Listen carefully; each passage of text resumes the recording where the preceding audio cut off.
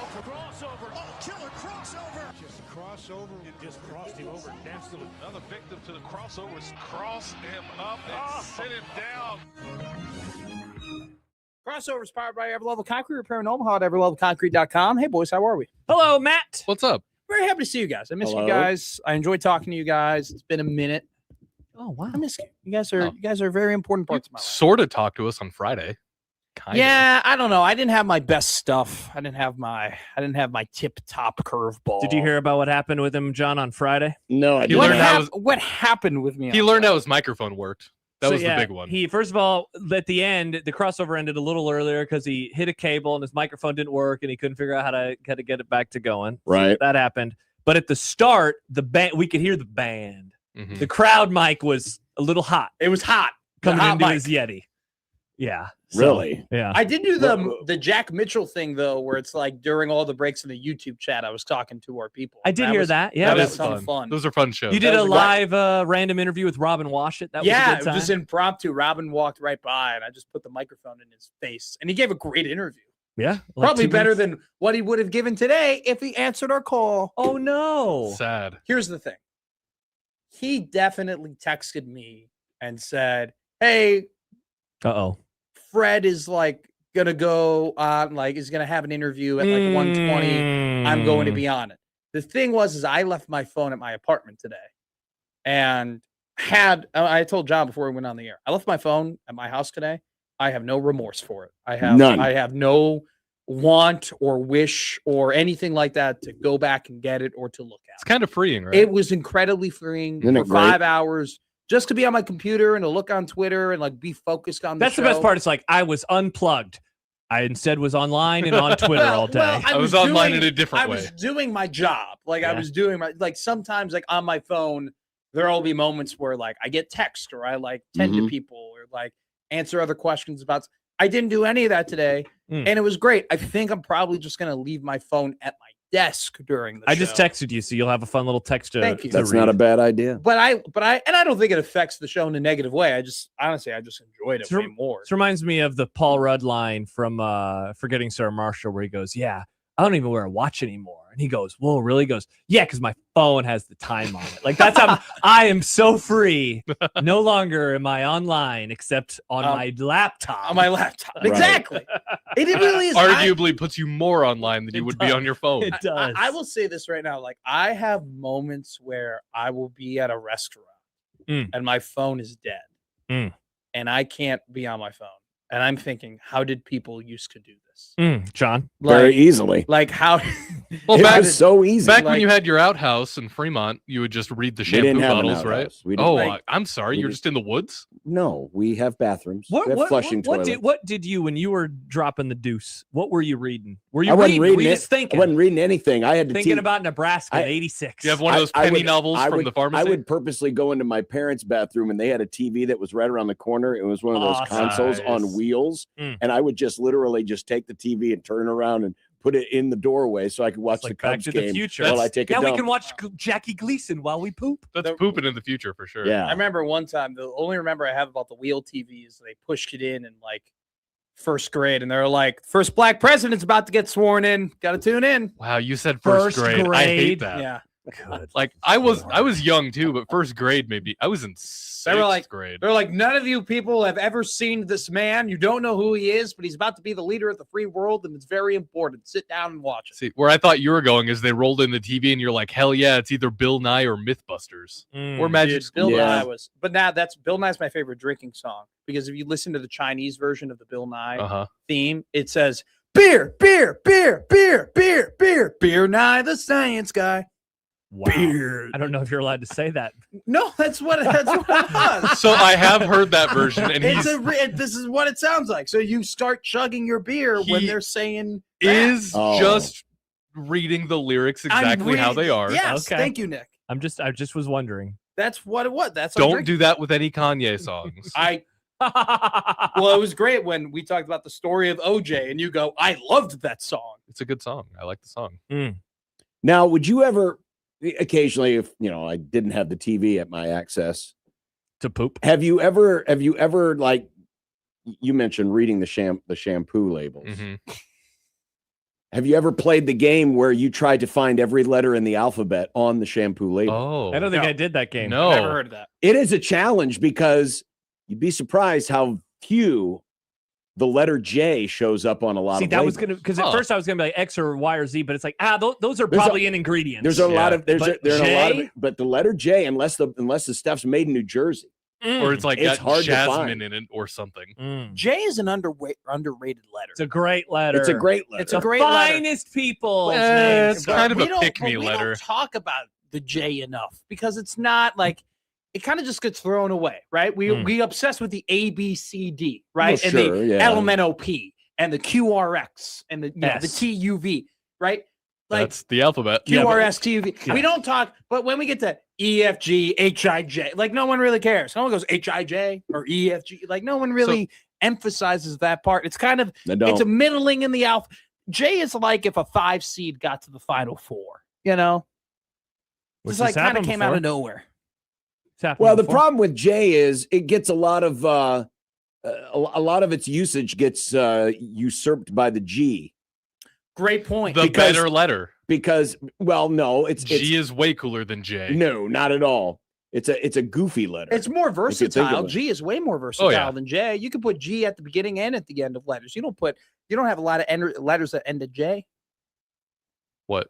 So John, Martine Krompel was ended Oh. in J. John's John's just frozen frozen. again. John, I wonder if something might be going on with your computer instead of it. Because remember, Yeah, you you were see that? blaming MSG. I don't know. What's going on? I was I don't also know. blaming MSG. See, now he's back. I don't know. See, I think something's He happening does. when You John when he leaves the browser. That's what I said on Thursday. Hmm. I think something happens when he leaves Well, the How many browser tab? window. We have the same computer. Can I look at how many tabs you have open? I only have. Well, See, I now he's guess- frozen. I guess I need to get rid of. That's what it is. It's whenever he goes to a different window. we cracked Do the you Well, code. know- I guess I'm going to be frozen for a while. Are you on Google Chrome for the? for StreamYard? Yeah. What do you use, Josh? For StreamYard, I Yeah. use Firefox. I use Firefox too. I think you need to get on Firefox for the StreamYard. yeah. I use Chrome. do you use on your I've regular always regular, used we're fine. Chrome. I Some- use, Something I'm must not have- going to download another. I'll say browser. I use Firefox for StreamYard, and I've never had an issue. Well, neither have I. What do you use as your regular browser? Chrome. No, I John. use what is this one Explorer or something. No. Edge. called? Opera. Edge. I use Okay, Edge. so basically, not John, do just that. get rid of Chrome and download Firefox as your StreamYard only window. Do Yeah, that. but the problem is our emails are on Chrome.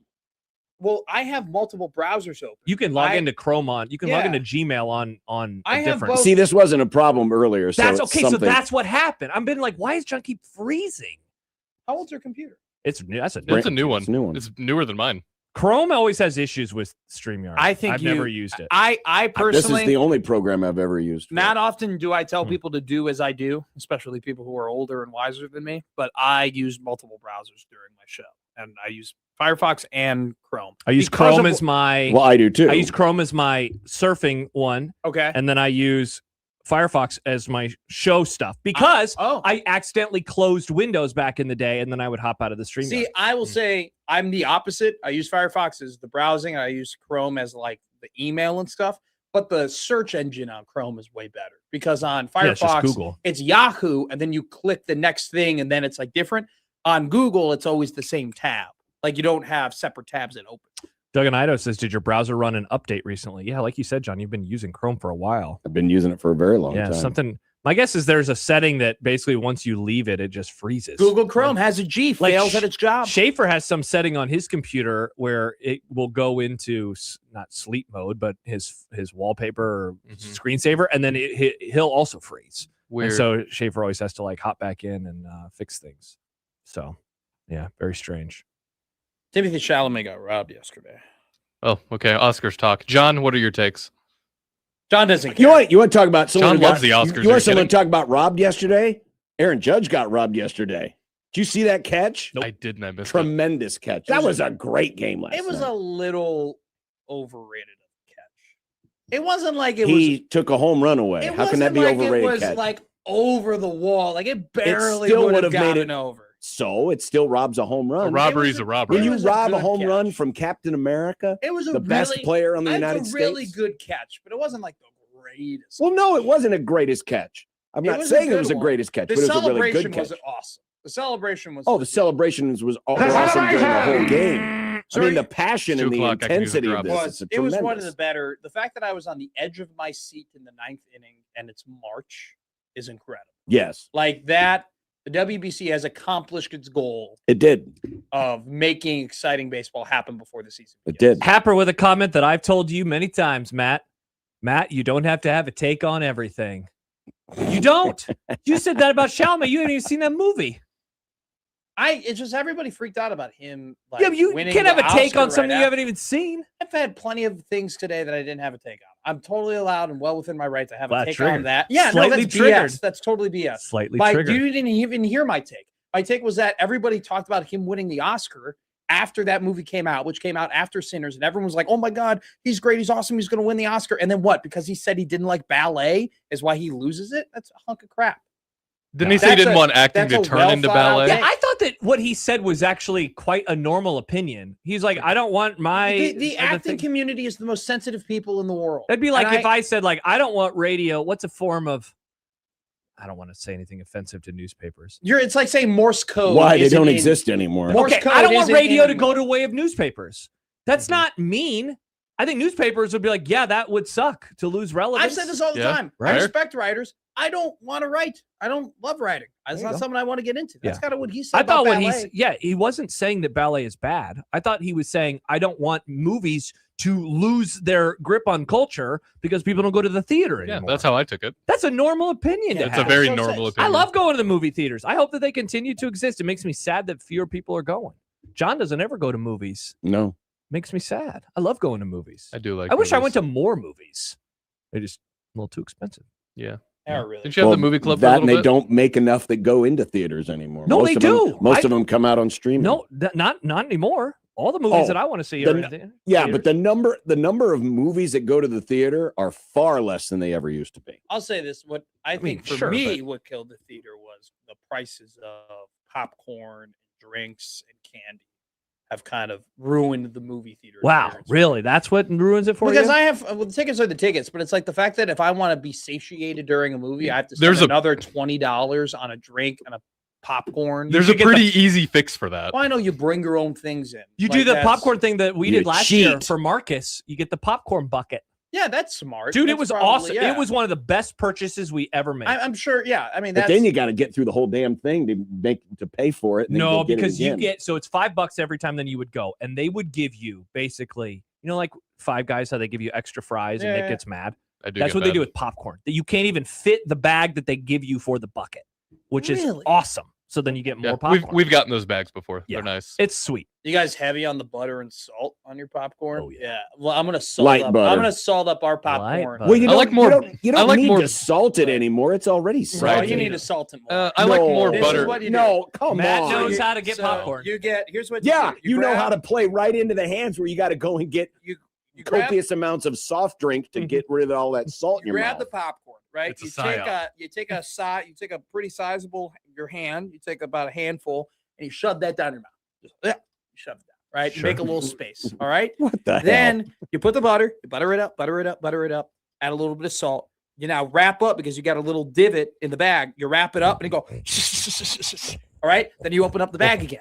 Then That's what I do. you shake it up. Yep. Right. And then you put it back down and then you butter it You guys back going up. to get your whole year's worth of sodium intake in one you butter popcorn. it back up. You add a little like salt, and then you shake it again, and then you got to do the rolling thunder. Okay, now So you're it's way- rolling- This is way too much. you're This, rolling- this is way too You're much rolling the information. popcorn, you're rolling the bag, and then you're adding a little bit more butter, and then you're done. Just 2 salts and 3 butters. So I don't need any 2 salt. salts and 3. It's a Good lot of- grief. Jeez. I can't wait for Josh to have my popcorn. I Do you meant to- drink this popcorn? I mean, it's got so much butter on it. It is the basically- best popcorn you've ever had. meant to ask you, Matt. Do you mind driving us on Monday next I have week? no gripe. No gripe. Awesome. Riss is going to drop me off here. Matt's going to take us to the theater. You're gonna go on your father's son. My movie? radio son. Let's go see a popcorn. I movie. guess Oh, I you're saw- going to go take him to a Disney movie? No. Snow White? No. Project I saw Hail Mary, my John. I saw my radio grandfather, I guess, at the Big Ten tournament. John was He's there. right there. No, Yeah. Kevin Kugler. Oh, I don't Because think. technically, because he's like your radio dad, so wouldn't he be He's my radio he's your grandfather? radio weird uncle. I don't think he weird wants, uncle. I don't You're think calling Kevin Kugler a weird uncle? I don't Yeah. think he wants to be associated with you, man. He was very happy to see me when we talked for. No, a he minute and a acted. He's a half. great actor. He acted happy He to see could you. he could win the Academy Award. That guy knows how. He acts like he likes me all the time. he knows how to moisturize. His hands were soft, Gee, I wonder why Kevin doesn't like Matt. very, Good grief. very soft. And like I shook his hand, I was like, whoa. The guy's using cocoa butter or something. Well, it's because he's never used his hands for anything productive in his life.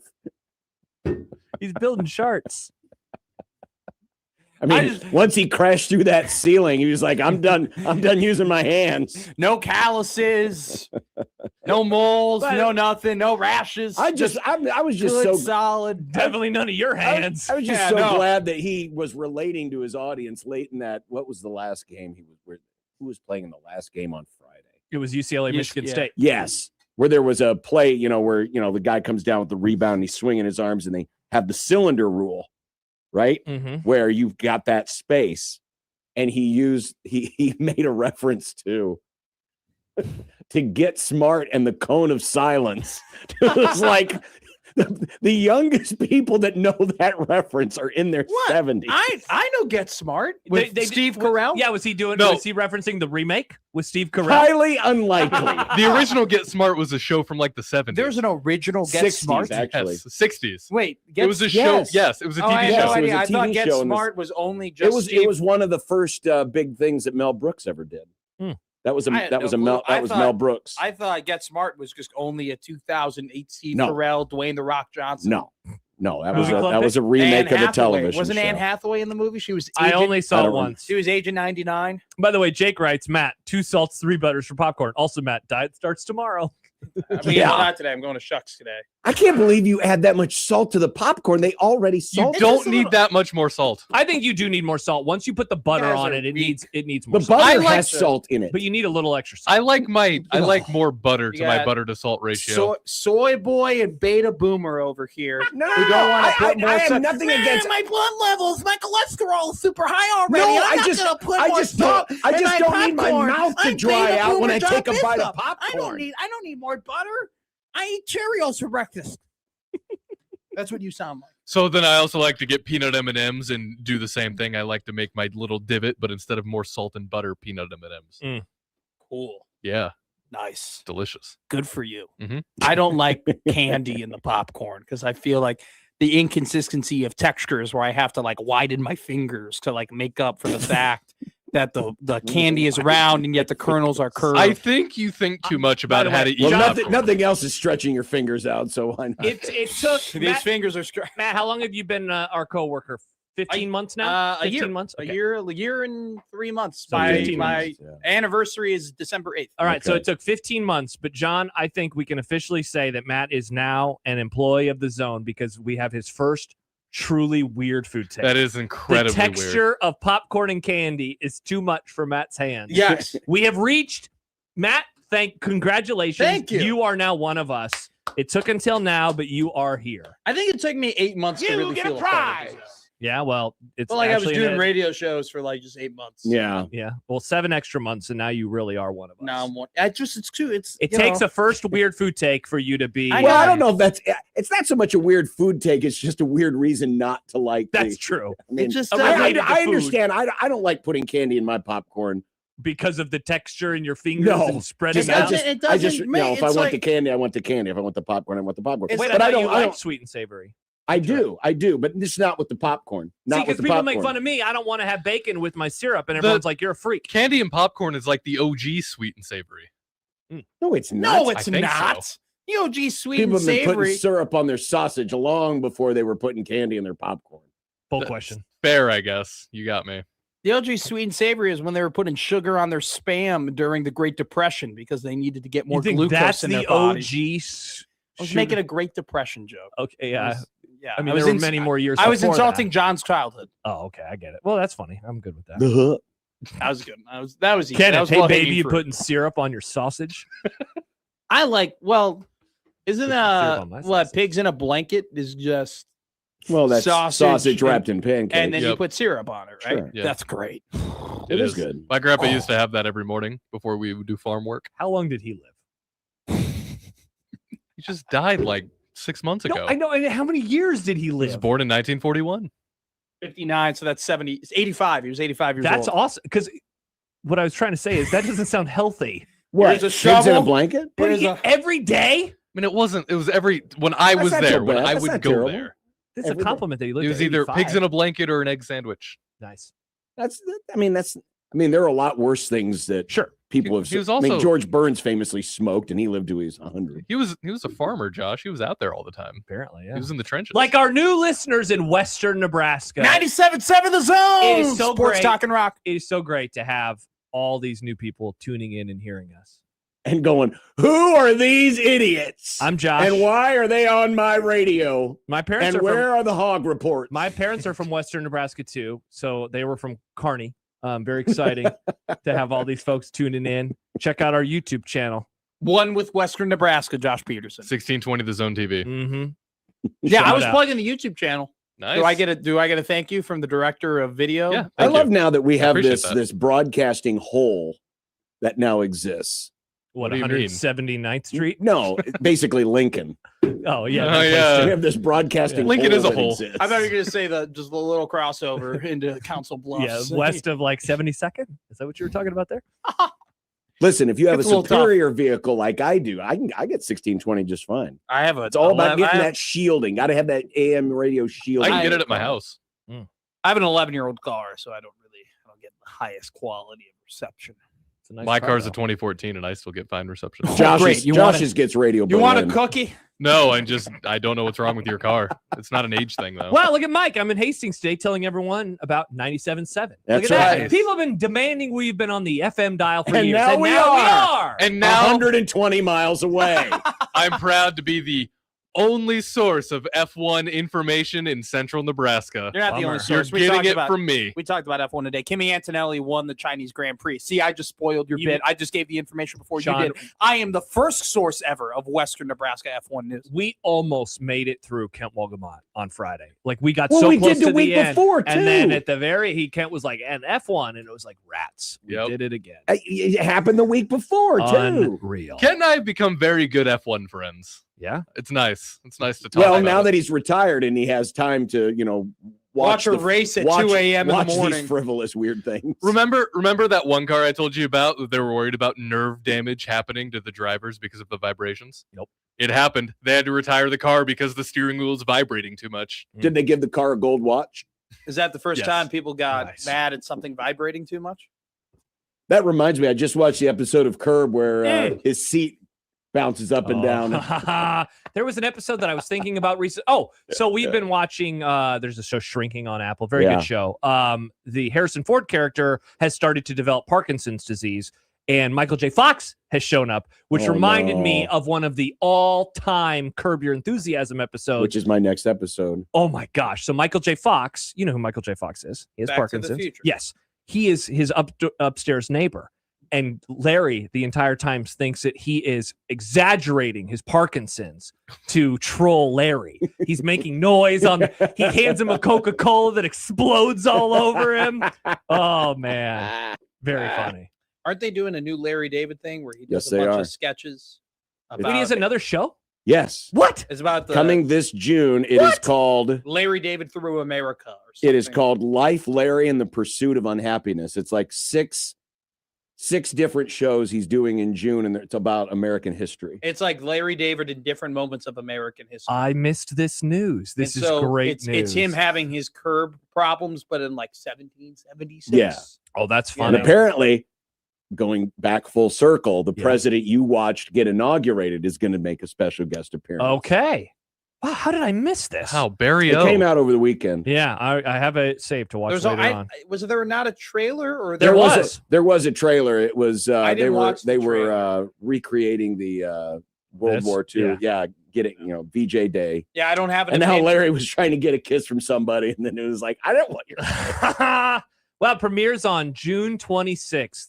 We will celebrate the end of the College World Series with a new Larry David show. I don't have Yes, an we will. opinion on it. What a great time. Well, you don't have an opinion on it because you haven't seen it yet. Wow, triggered. Oh, all right. Incredible. Anything else, Matt? Good to see you. It's exciting. Yeah. What did you eat? Oh God, I had a great time. McDonald's. No. At the UC, I had the corned beef sandwich. I had that. That was great. I had a classic Chicago hot dog. I had Italian beef and sausage combo. I had all at United Center. Lily Q's brisket fries. So you abused the company card? Is what No, you're saying. I did not. While they did not have actual catering at the Big Ten tournament, they gave us $20 concession vouchers. So $20 covers, and so you couldn't get the specialty items unless you went to the 200 section, which has a lot of specialty items. And so what, they charge more for the same thing at the lower levels? Yes. Wow. So there Talk about your capitalism. Yeah. So if you're the 100 people can afford this, here's your $20 hot dog. Yeah. Meanwhile, the plebes up in the 300 level are getting them for $5. Well, the plebes in the 300 level get the worst options by far. So like what would be considered a specialty item in the main concourse is a regular item on the 200 level. Because that's the club level. That's the Lexus. The United Center doesn't have a Lexus club. They have a Lexus section, which is all the 200 section. I see. Oh, wow. The whole level? The whole level is club level. But it's not, nothing is like comes with the ticket. Like it's not all inclusive or anything. The all inclusive is the suite level, in which I use my media pass to get on the suite level and then ask one of the people, hey, can I take pictures of the suite and everything like that? And they're like, yeah. And then I hung out in the suite for a little bit. When did you come home? Yesterday?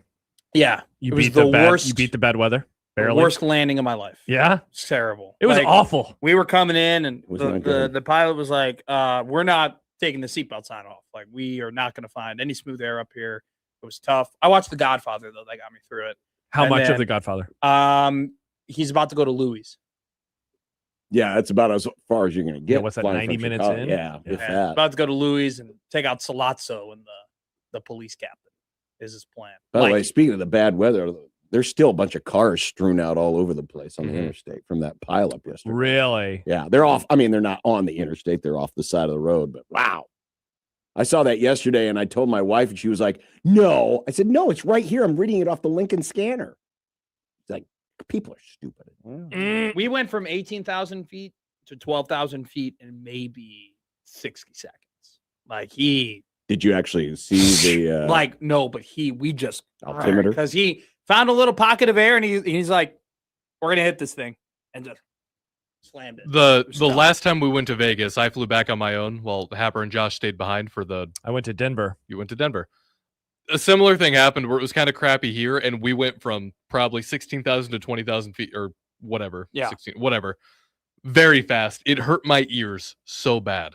They hurt for a week. Wow. I almost threw up.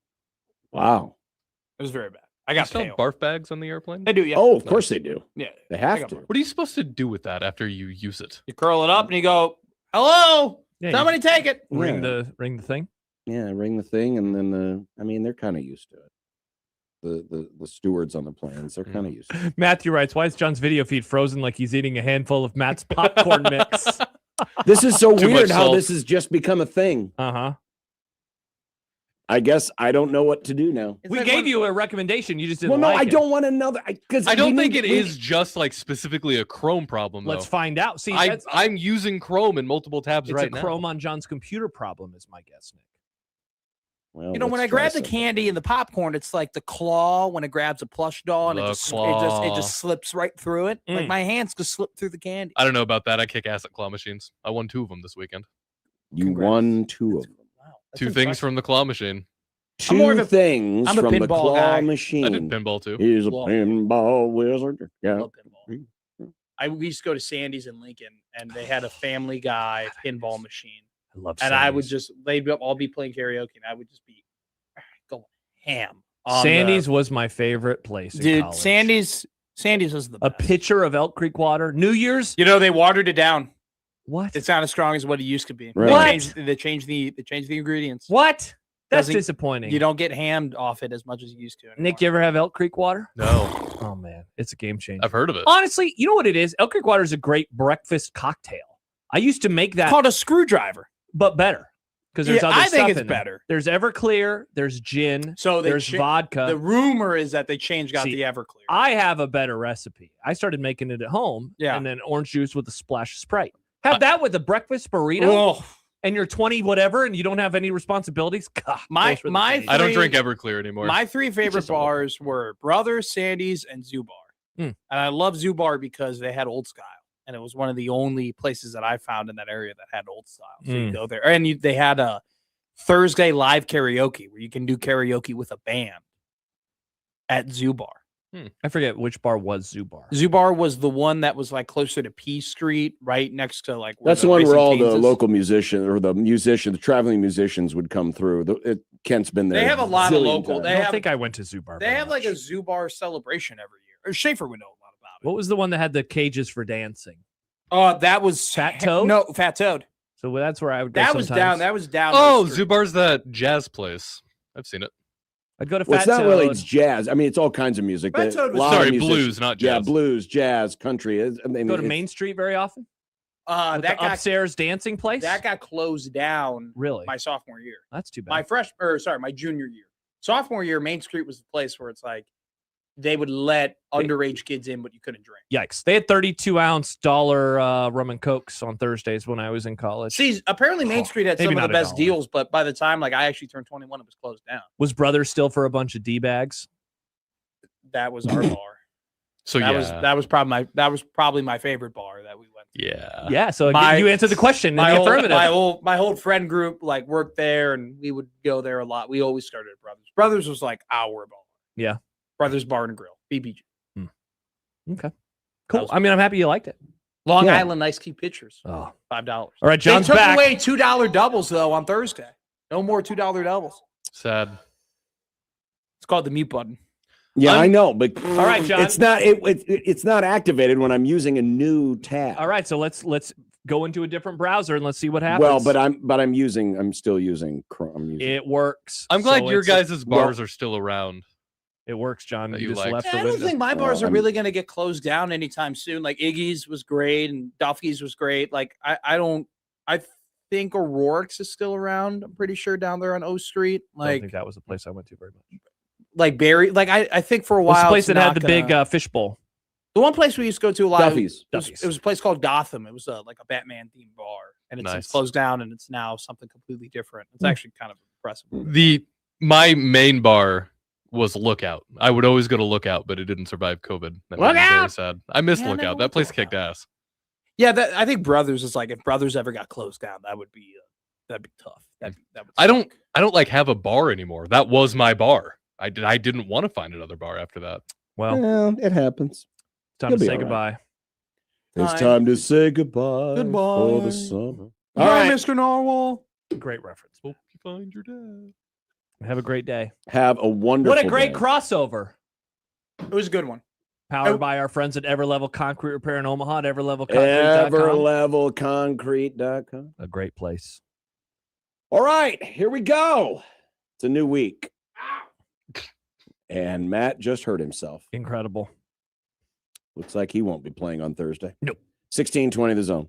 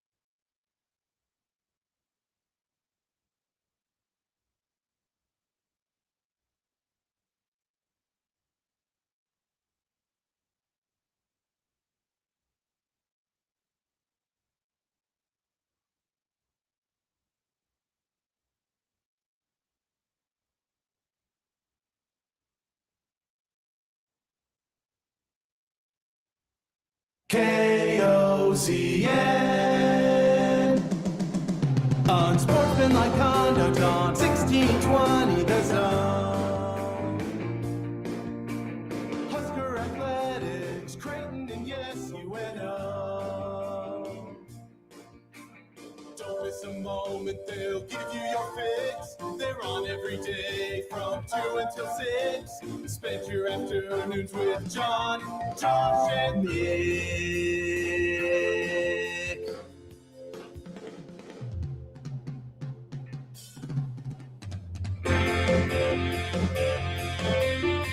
John, Josh, and Nick. They'll show you what sports talk really is. I'm talking to the cranes right now. I don't even know what crane noises are, but I may have just sworn at them in crane. You might have. That might be a slur. Man, the San Diego Cranes will never come back. Sportsmanlike conduct on 1620 The Zone. Husker athletics, Creighton, and yes, UNO. Those cranes are saying, "What do you mean, you birds?" Hello! Hi.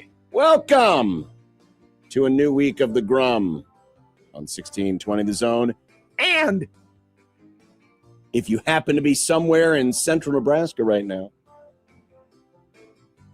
well, if I'm telling you to tune to 97.7, you're probably already listening to it. That's true. Unless you're on the app or one of the places you can stream us. Mm-hmm. But yes, we are now a network. We are now a network. We have multiple stations carrying this Grum.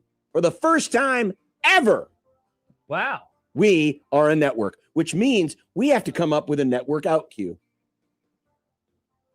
You know? Got any ideas? Well, What did they call it earlier? I heard it on, I think Happer said it, the Zone Network. the Zone Is Network. that what he called it? kinda- Or the 1620 The Zone Network? That's kind of boring. The networks of 1620 The Zone. That's kind of boring, You isn't know, it? everyone says that the Kevin and Michael and Chick and Nick era was way better than this one. Mm-hmm. Meanwhile, all they were on was this. They didn't even have a YouTube channel. What if we just say, "You're listening to Big Red Football"? Not a bad idea. Nah, people might be tuning away at this time of year. That's Do true. you think Good our point. friends who are joining us now are the bad vibes? Have they reached that part of the state too? Oh, with the that's a football? great question We for got to all of our explain a new lot of things listeners to them. in central Nebraska today. Are the bad is this the bad vibes off season Mm-hmm. for Nebraska football? Mm-hmm. Fire Matt Rule. Wow. See, that's an old bit though. Yeah, that bit's Right. like 3 weeks old. Yeah, we got to stay fresh, got to stay current. Yeah. Hire Matt Rule. But yes, we are now on 97.7 The Zone. Wow. In Kearney Hastings, Grand Island. A little bit later in the Grum. We're going to spend the next few Grums. By the way, we call this the program. Mm-hmm. Long before anyone else was calling their stuff the program. We've been doing this for 10 years. So we have Holy crap. we have squatters' rights on program, Grum, Yep. Friends of the Grum, Yeah. all of that. Yeah. But we're going to get to know our new Friends of the Grum Oh. on a daily basis. That'll be coming up a little bit later on, but it's first time for the Grum Down. The Grum Down. By the way, what do you think of these ideas from Mm. Who Farted in Wood, Africa? yes. 1620 The Zone Radio Empire or the Zone Radio Empire? That's pretty good. Yeah, nobody has Are that. you worried? yeah. Are we stealing it from somebody? Yeah, All right. nobody in this market is using that. What if it was Fellowship of the Zone? Oh, I like that You're one a listening to lot. Sportsmanlike Conduct on Fellowship of the Zone. That sounds stupid. Oh. That sounds about as dumb. Might as well call it the Mount Doom Network. Oh, can we? Good. Can We we? could rip off the one of the original sign outs or what they used to call it. I can't remember. Was from the Indy 500. They used to call it, "You're listening to the greatest spectacle in racing." Ooh, That's the the tag. greatest You're spectacle listen- in radio? No, the greatest spectacle in programming. Oh, that's pretty good. I like that too. We could do that. Mm-hmm. The Grum Down. Children of the Corn versus Men of Troy in City of Oklahoma. Nice. Very nice. We will meet the Trojans. No, wow. not those Trojans. Nice get, Nick. Thanks. The NU women sneak in. They are. They're in a play-in. They are in a play-in game. Mm-hmm. Will it count as a tournament win if they win? Excellent question. We're all wondering. Will Creighton be crowned? We will learn in 2 hours. Allegedly, yes. We will learn at 4:30. I think on this channel, I think on this show, on First Things First at 4:30. I heard them talking about it on the morning show today. It will indeed be on that show. Oh, you Nope. left at Sorry. 4:30. Oh, now what are you What? I didn't do anything. What are you doing right now? Wow, this thing's weird. Click exit. Just click the exit button. I just want to hit that. Yeah, First Things First OT. That is when we will learn. Are you on sure? That's what Are they you sure said we're on not going to find out during Live Golf highlights? They said it on the morning show today. Wow. They said it. That it All was right, gonna I happen. guess we're keeping it here. Yeah, we can't. First time we've kept it on this channel. in a Let's while. go, baby. Who needs robo-umps? Because America wins. Yeah, you're gonna have to help me out because I didn't watch a single solitary pitch from this game. See, You got to explain again, this to I got to people. apologize to the people of Central Nebraska. My colleague is a communist. I don't he hates America. No, it's not that. It's more that I don't watch baseball in March. I have a hard and fast rule: no baseball in March. I just don't do it. It's not allowed to be on my You used television. to have a hard and fast. I had rule. to You watch the didn't Oscars. I was watching the You Oscars. had to watch the Oscars. I got to watch the Oscars. I had many takes. I was like, "Wow, good speech," or "Bad award What given." made you feel like you had to watch the Oscars? Yeah. I wanted to watch the Oscars. I like the Oscars. I watch them every year. We used to talk about the Oscars on the show, but then John leaned into not liking my them. colleague is a communist. Mm. Mitch Sherman of The Athletic will be here. He is a regular Monday here on the program, He definitely is. as is a Michael Severe Monday. Awesome. Oh, I got to send him the link. Husker Spring Ball, are you experienced? And again, a special hello to Central Nebraska. You may occasionally hear on this program hear the term Western Nebraska being used. That's because, again, my colleague who's a communist is also geographically challenged. No, it's not that. It's just more they are west of us. Thus, they're Western Nebraska. We call it West Omaha. You're going to call the Raising Canes at 72nd and Dodge Western Nebraska? No, that's like East Omaha now. I mean, with the way that this city continues to expand. Basically Midtown at this Yeah. point. But That's a good point. Yeah, it really is. It's a It good really point. But no, if it's not Omaha, it's Western Nebraska. Fremont, Western Nebraska. Nebraska City, Western Nebraska.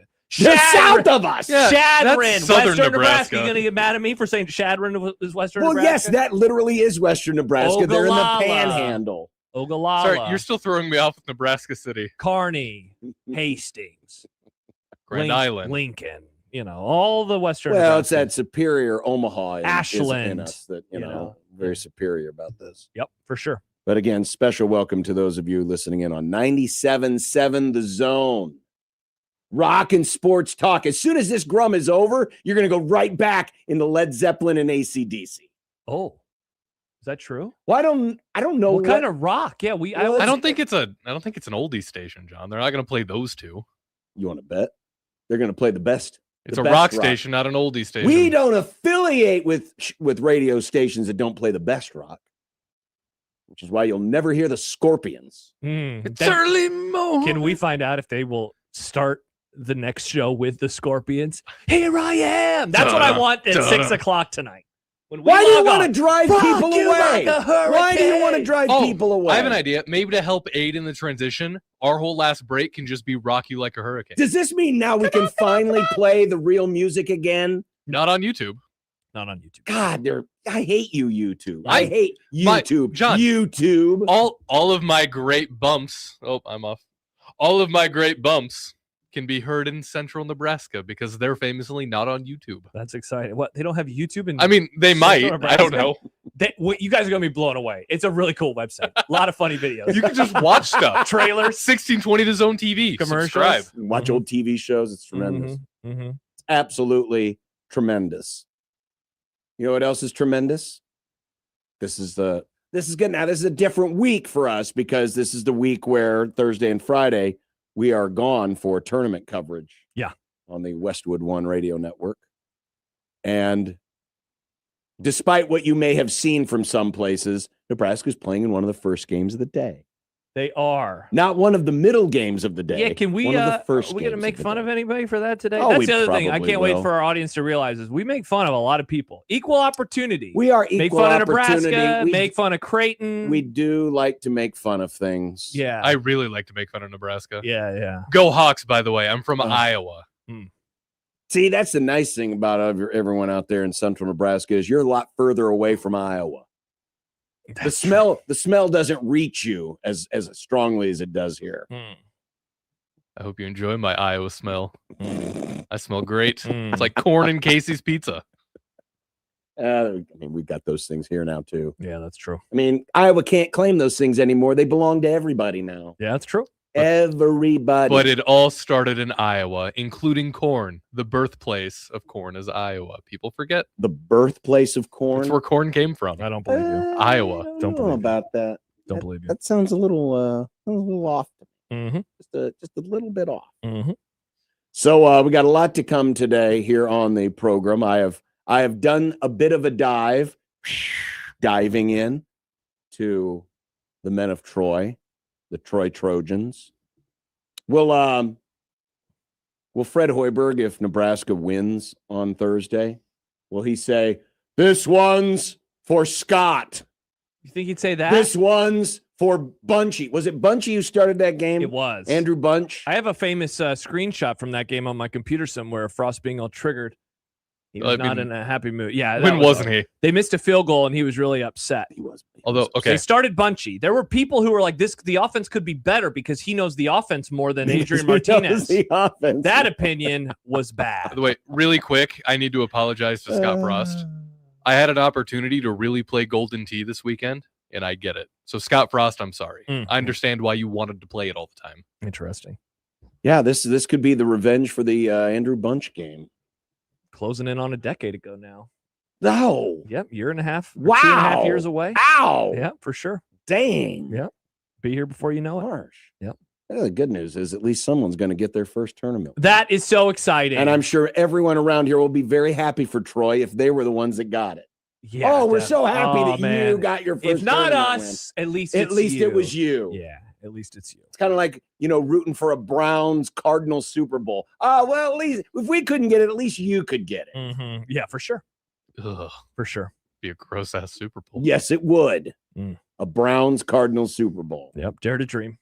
I don't think anyone's dreaming about that. Dare to nightmare. The phone number to engage with us on the Grum, and you can use this phone number as a text line as well. So if you're one of those who dislikes talking to people, Hell but you yeah. like texting people, My kind of people. 402-951-1620. That is the Prairie Flower Casino Zone Hotline. Beautiful Prairie Flower Casino, which has a great little place there to watch the games from this weekend. Also, fantastic wings at the Fantastic Sky Bar food, and Grill. Fantastic Mhm. food. 402-951-1620. You can email us into the Equitable Bank Zone inbox. At Equitable, we take banking personally and answer the phone on the first ring. Old Man Doug. Central Nebraska, you're going to get to know Old Man Doug, who's one of our good friends of the Grum. John at 1620thezone.com, Josh at 1620thezone.com. Send us your emails to those addresses. Or the Liquid Trucking Zone inbox. Twitter feed. Or a Twitter feed. Whatever. It's got to be your I mean, bull. people can DM us. There's too, a Twitter At inbox. USC 1620. That's our Liquid Trucking Zone Twitter feed. Mhm. At USC 1620, where we did have a poll question over the weekend. And thanks to our poll question, we got the number changed. The win totals are going up. The baby. win totals are going up. Oh, we got to talk about that today, too. We did that. Mhm. All those stickers right now on the gas pumps with that other guy saying I did that. Yeah, When it comes to getting the line bumped up we did for it. the win totals, we did that. We did that. Mm. So there you go. That's the Grum. Coming up next, we're going to introduce you to the Troy Trojans, the team that will try to deny Nebraska its history this Thursday. This is Unsportsmanlike Conduct. You're listening to the greatest spectacle in programming.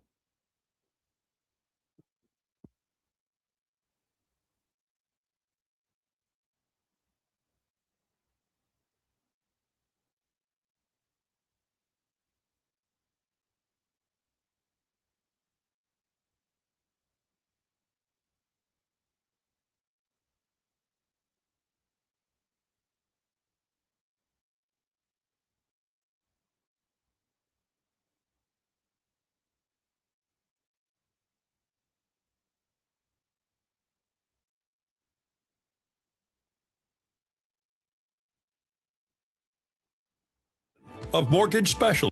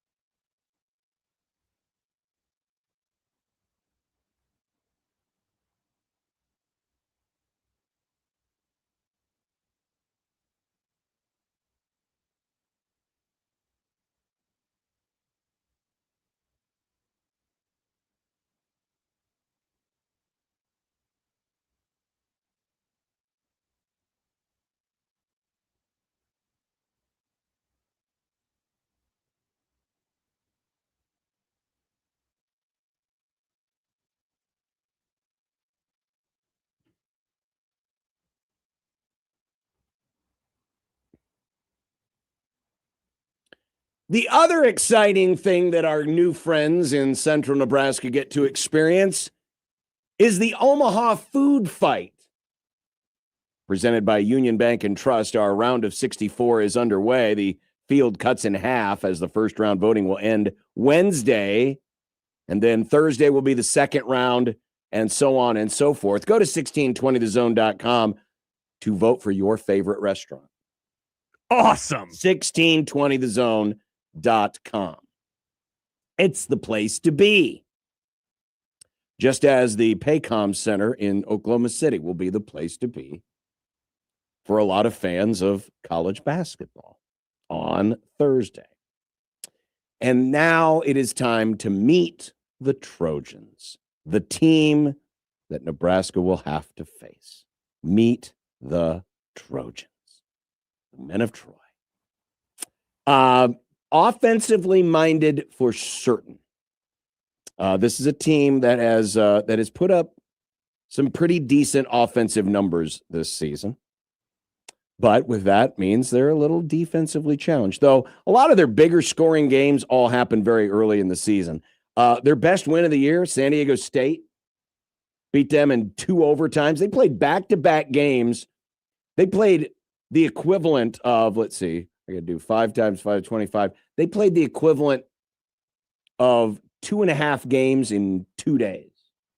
Wow. Yeah. They beat San Diego State in double overtime on November the 18th, and then 2 days later, on the road, both games on the road, by the way, they did the whole West Coast swing.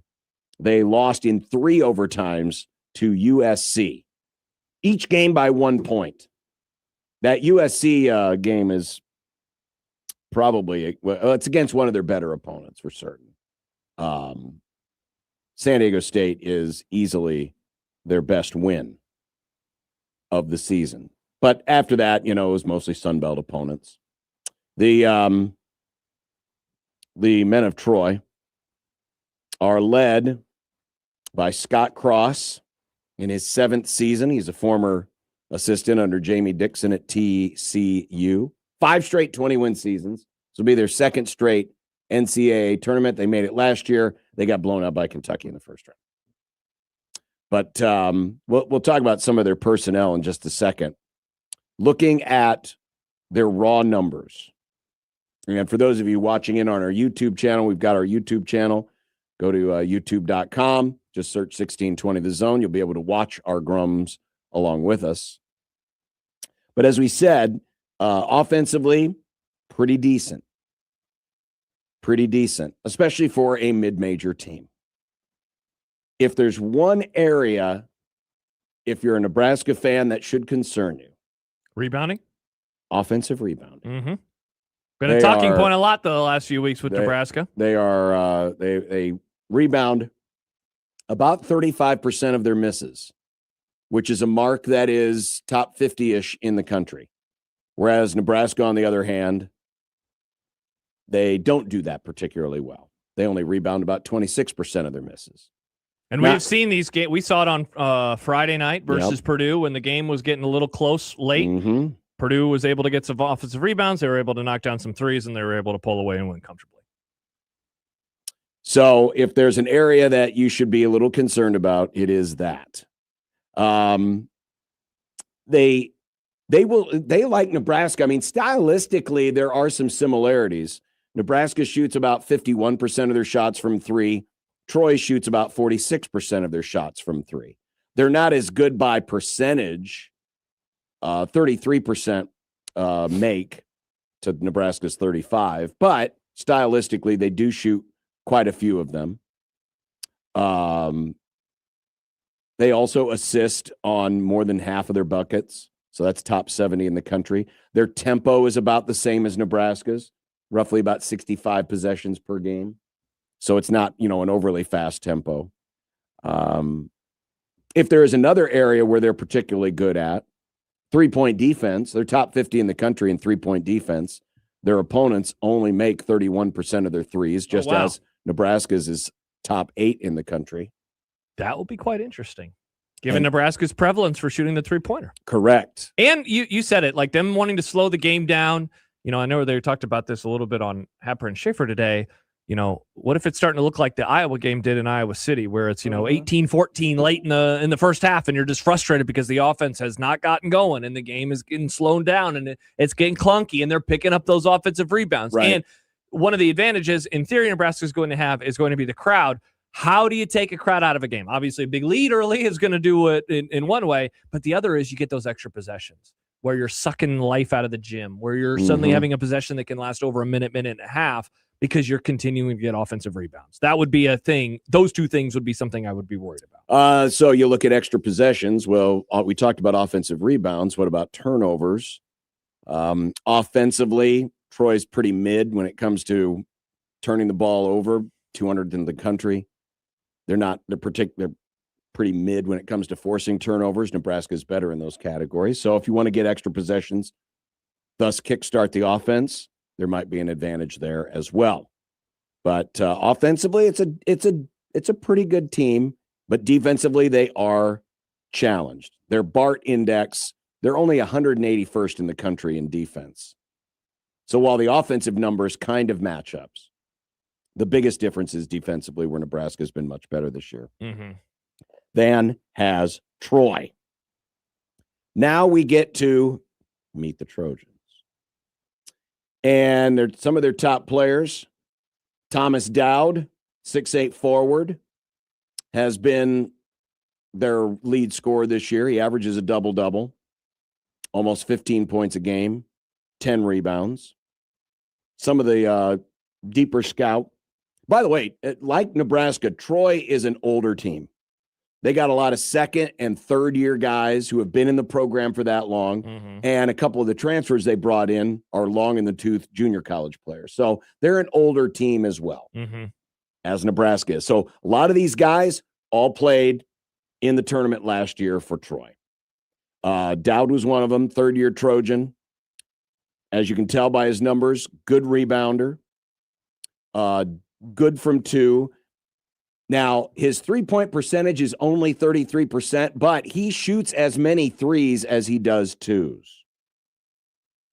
And he's been on a run here as of late. Last 4 games, he's been averaging 19 points and 10 rebounds. And the number to get, and that 19 is important, that's the number to get. When he gets to 19 or more points, Troy is 6-2 this season.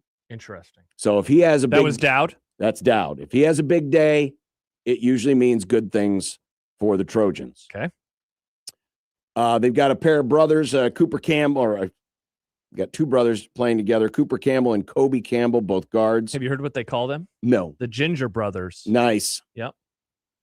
I hope the people that call them that are also my people, because you people aren't allowed to call my people. I have a red beard. I'm allowed. That doesn't count. I'm a mixed ginger. I'm allowed to say it. You're a mutt. I'm allowed though. You're allowed if you're a mutt. You're allowed like a mutt. You're allowed to say those words. Do they call that a day walker? I believe so. Sadly, I am one of John. Cooper Campbell, second year in the program, averages a little over 4 assists per game. Good at the free throw line, 83%. He's one of their better 3-point shooters, 39%, but he's just 1 for his last 11. In that loss to USC, had 32 points and 8 assists. Wow. The trend I noticed with Cooper Campbell, if he's assisting more, they're better. If he's asked to score more, they're worse. They're not as good. So if he's having a good day with the assists, not so much the points, but if he's doing more than his share of, facilitating the offense, it's better for Troy than when he has big days scoring the basketball. Okay. The question mark for this game will be their stretch 4, Theo Singh. Question mark in that he has missed the last 6 games due to a knee injury. However, Scott Cross at the Sun Belt tournament felt that Singh would be available this week.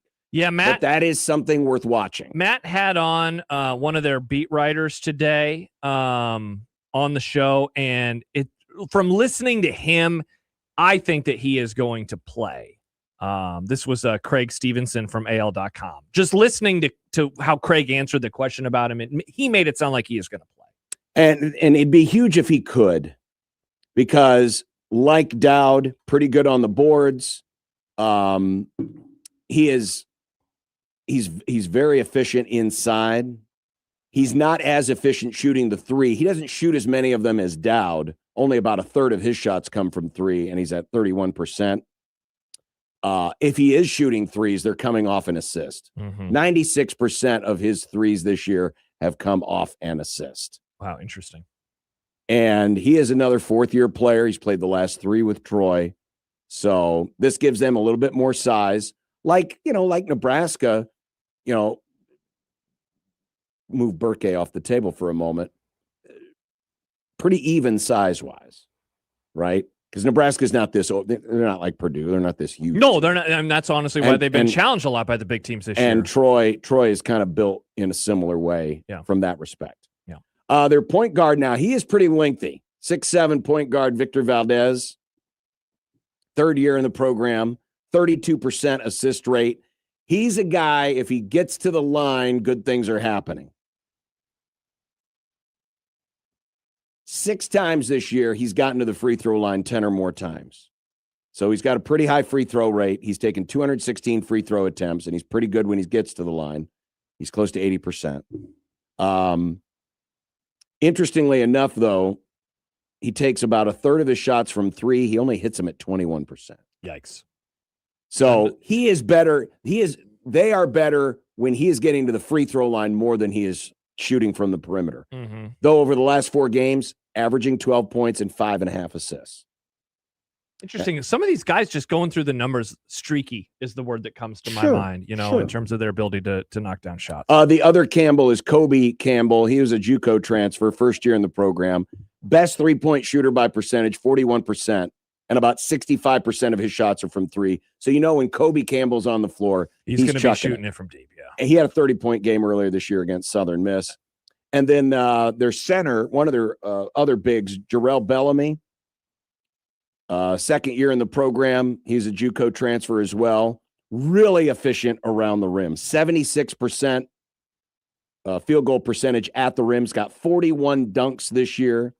And he's been averaging 19 points over the last 4 games, having made over 75% of his shots. He's been the guy that has seen more minutes without saying on the floor, but look for Bellamy as well, especially if they need guys that can go up and get rebounds. But he's a guy who's going to be hanging around the rim, looking for lobs, looking for quick passes, going up for dunks. By the way, Matt had this on his show today too. Theo saying, going back to him, if he's going to play or not. Opponents are shooting only 32% around the rim against him. So he has been really strong inside at going against these guys and taking away any of those 2-point shots. And we've seen Nebraska at various points this year struggle at knocking in those 2-point shots, knocking in those layups. Interesting. So there's a few of the Trojans to be on the lookout for. Again, they're not expected to go very far in this tournament. We'll talk about this a little bit later in the show.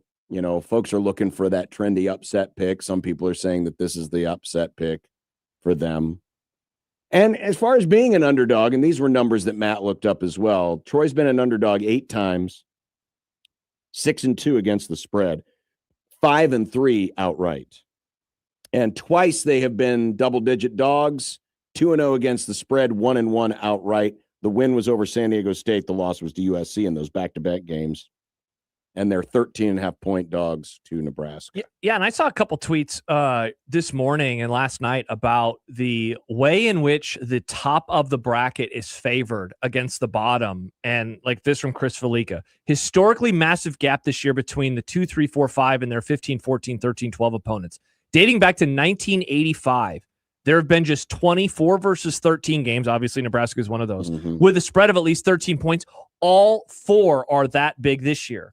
Severe shared something from a guy named Stuckey, who is a big gambling guy. The lowest spread for a top 4 seed at the moment is minus 13.5.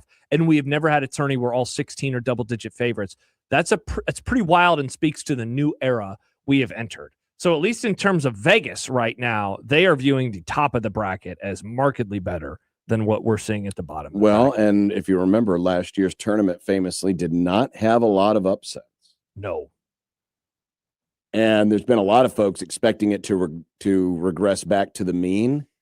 But it wouldn't surprise me if there weren't a lot of upsets. Well, I and mean, when what- Vegas is this confident to Yeah, give pretty this many wild. double-digit favorites, Like, what was your reaction when you saw the number for Nebraska yesterday? Were you a I little wasn't surprised See, at I all. was. I wasn't surprised such at a all. it's just such a big number, man. 13.5 is such a large number.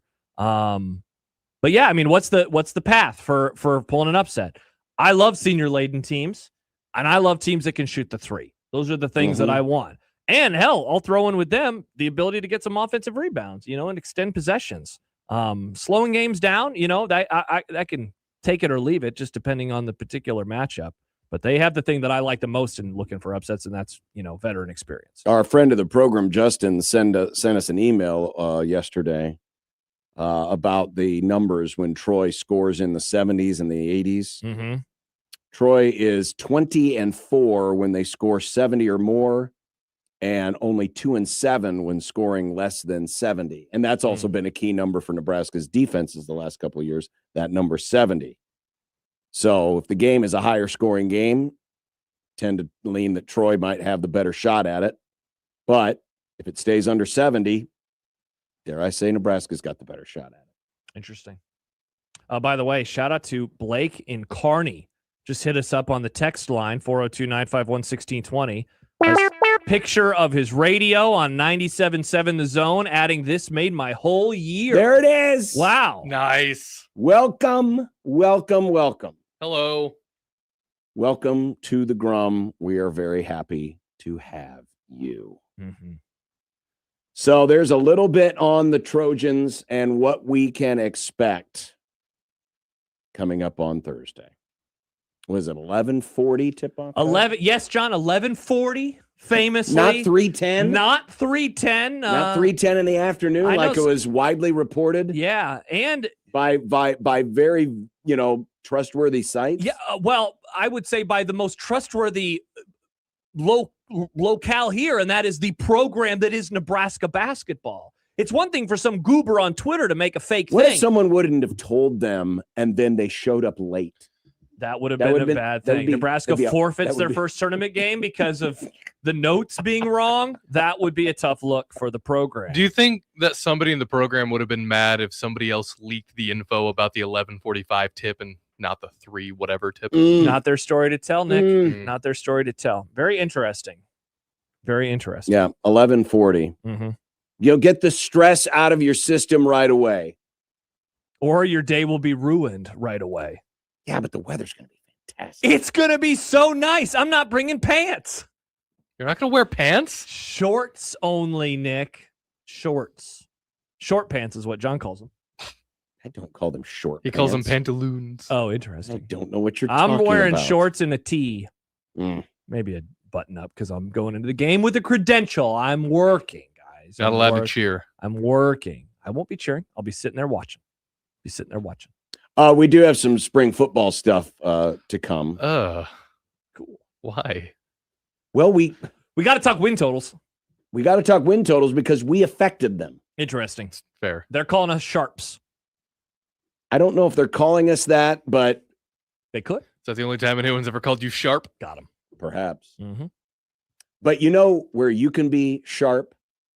And Central Nebraska, this includes you too, because you can play underdog fantasy all across the state. This has been the fun way we have been engaged in the football season and now into basketball season as well, because with the tournament of great significance getting underway, you can play along with Underdog. It works very simply. You just go in and find your favorite game, find your favorite players, decide whether they go higher or lower on stats like points, rebounds, assists, and you can win many times your money and take advantage of some other bonus features as well and do it every single day here in Nebraska. No strings attached. You can do it in Nebraska. It's called Underdog Fantasy. Download it today, and Josh is going to tell you about our promo code so we can get you some bonus plays right from the jump. Promo code is 1620 The Zone. Use that. Score $50 in bonus entries when you play your first $5 again in Nebraska. Use that promo code 1620 The Zone. Underdog. Make picks. Win money. Must be 19 plus and present in Nebraska. Terms apply. See assets.underdogfantasy.com for details. Concerned with your play? Call 1-800-MY-RESET or visit ncpgambling.org.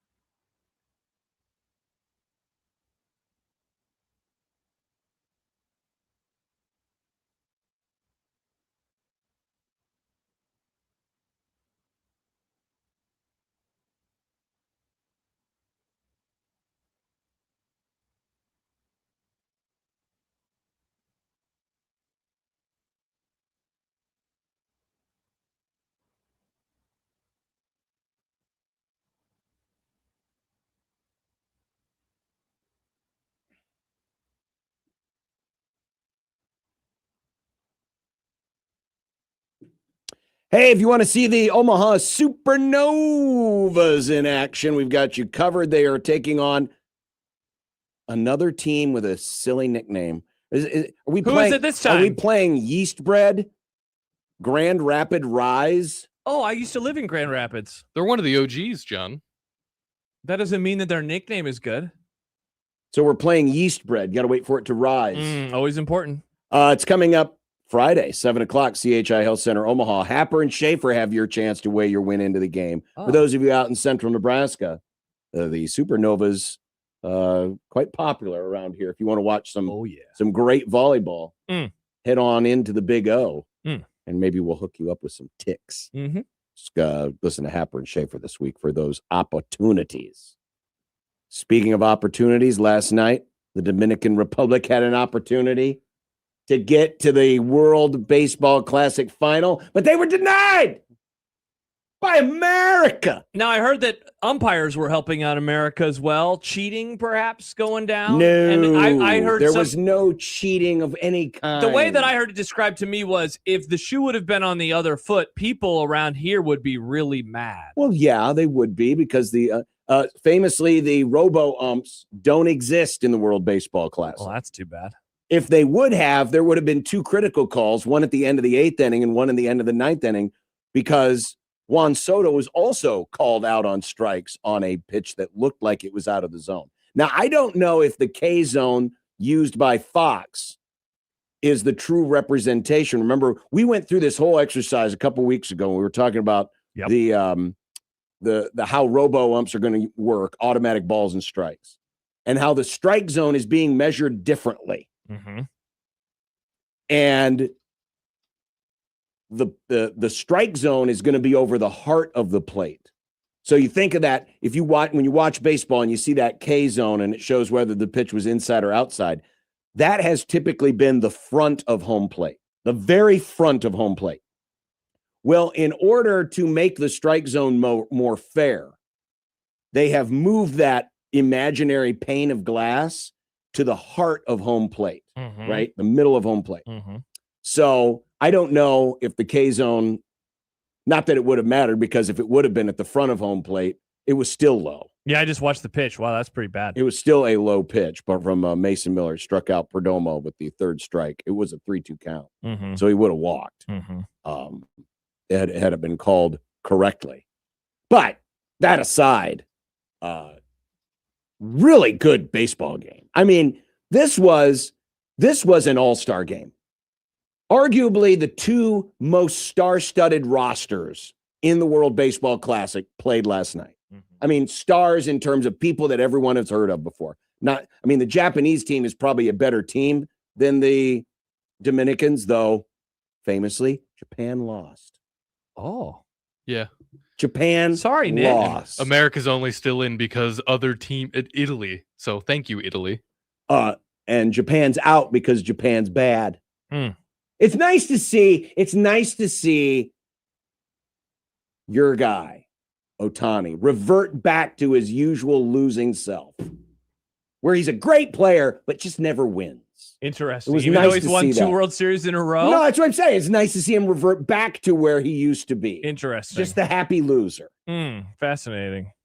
But it was. I mean, you had great players on both sides. The energy in that building, which, by the way, they played the Marlins Stadium. I was going to ask you where in the world this was. They played in the Marlins Stadium. Most energy that place has ever seen.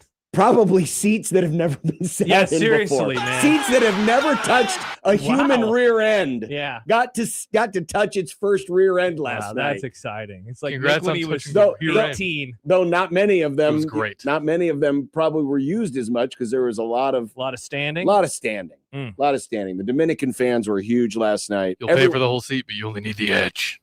Nice. This has been a fun little tournament. I must say, this is. Have you ever been into the World Baseball Classic? Not really. I mean, I obviously watched 3 years ago, the final between the U.S. and Japan. That was really good. And let's face it, I mean, not all the stars participated at the beginning. But now that, baseball's really leaned into this, they've really kind of encouraged some of these guys. And you got Skeens. Skeens pitches last night. I love Paul Skeens. And pitched pretty well. only gave up the 1 run. But, hearing his pregame interview on Fox, he was, because famously Paul Skeens started at the Air Force before he transferred to LSU. People forget. And he was really looking forward to this opportunity to wear the uniform for the United States and to play for the United States. So for him to get that opportunity, I thought was really, really cool. Someone made a joke last night. Hey, who cares if he doesn't need to worry about his pitch count? The next time he's going to play in another high leverage game will be the 2029 World Baseball Classic. Because famously he plays for the Pirates. Yeah. But it was some high level stuff last night. Really good stuff. Aaron Judge. I think the Aaron Judge he threw out, I think it was Tatis. He threw out Tatis going first to third on a ball hit to right. And at that moment, it was 1-0 Dominican Republic. I think that play energized Team USA. I think at that moment because the Dominican Republic had come into this game averaging over 10 runs a game. I mean, they were mashing. They scored just one. They set the tournament record for most home runs, and that's how they got their home run. They got their run. They got a home run off of Skeens. And I think though that next half inning when Judge threw out Tatis at third base, I think that helped energize the U.S. And they played great defense. Bobby Witt was tremendous. Blitzing. No, there's no blitzing in baseball. Oh, my bad. He was just knocking down everything. Edge, batting them down. No, he was not coming off the edge or batting anything. He was knocking down ground balls and throwing people There you go. out. See, I wasn't wrong. He was knocking down ground balls and throwing people out. Interesting. So look at you getting into international sports. I'm proud of you. That's baseball. I know. Every time the Olympics run around, it's the OG international sport. You love basketball, but you don't care about the Summer Olympics in basketball. Well, no, I don't care about the Summer Olympics. Yeah, that's me with this. This is all eyes are glazing over. I couldn't care less about yesterday. I think it would be better if the whatever the international basketball tournament, if it's run by the NBA, it'd be a better product. What? Just like this is run by Major League Baseball. You don't watch the Summer Olympics. You don't know how good of a product it is. That product is awesome. No, it's not. What do you mean? Yes, the Summer Olympics is boring. No, the basketball? Oh, the basketball? I'm talking about the basketball. I'm just saying as a tournament, though, I think it would be better. You want the NBA to run the whole Olympics? Hell yeah. Interesting. No, not the whole Olympics, just the basketball. The text from the 402 writes, you could be talking about the women's NCAA basketball tournament and people would care more than this baseball classic. You haven't watched the ratings yet recently. What are people, like 2 million people watching? It's a lot more than that. There's been exponential growth since 2006. Much more than that. In fact, I was surprised they didn't put last night's game on Fox. Yeah? What was it on? It was on FS1. What was on Fox last night? Bart Simpson. The Simpsons? No, just Bart. What year? Torvik? The Simpsons is still a thing. I know it is. I can't believe it. I know. It blows my mind. That and Family Guy still going strong. People still watch that show. Wow. They still watch it. I was surprised because they moved the U.S. game over to Big Fox earlier on. They moved the Team Italy the game Fubo off of Fubo or Tubi. Tubi. That's what it was. My bad. By the way, thank you, Italy. Oh wow, 5 million viewers. Wow. Damn right. Look at that. That's You're damn right. Still way less than the women's. I hope that the perception of the World Baseball Classic is starting to shift because I heard national sports talk say it's meaningless exhibition games, but it's not meaningless for other countries. It's meaningless to you because we have MLB, but for some countries, this is the biggest baseball event. Albert Pujols, the manager of the Dominican Republic, said last night that winning that tournament would have meant as much to him as winning the World Series when he was with the Cardinals. Okay. Which is totally fair. It's important. It's a giant thing. That's why there was so much passion. I mean, to see that, that kind of energy that was in the stadium last night from both the fans and the players was World Series or playoff baseball like. Passion, energy, enthusiasm, emotion. You get a strikeout in the third inning and people are like pumping their fists like they, accomplished something great.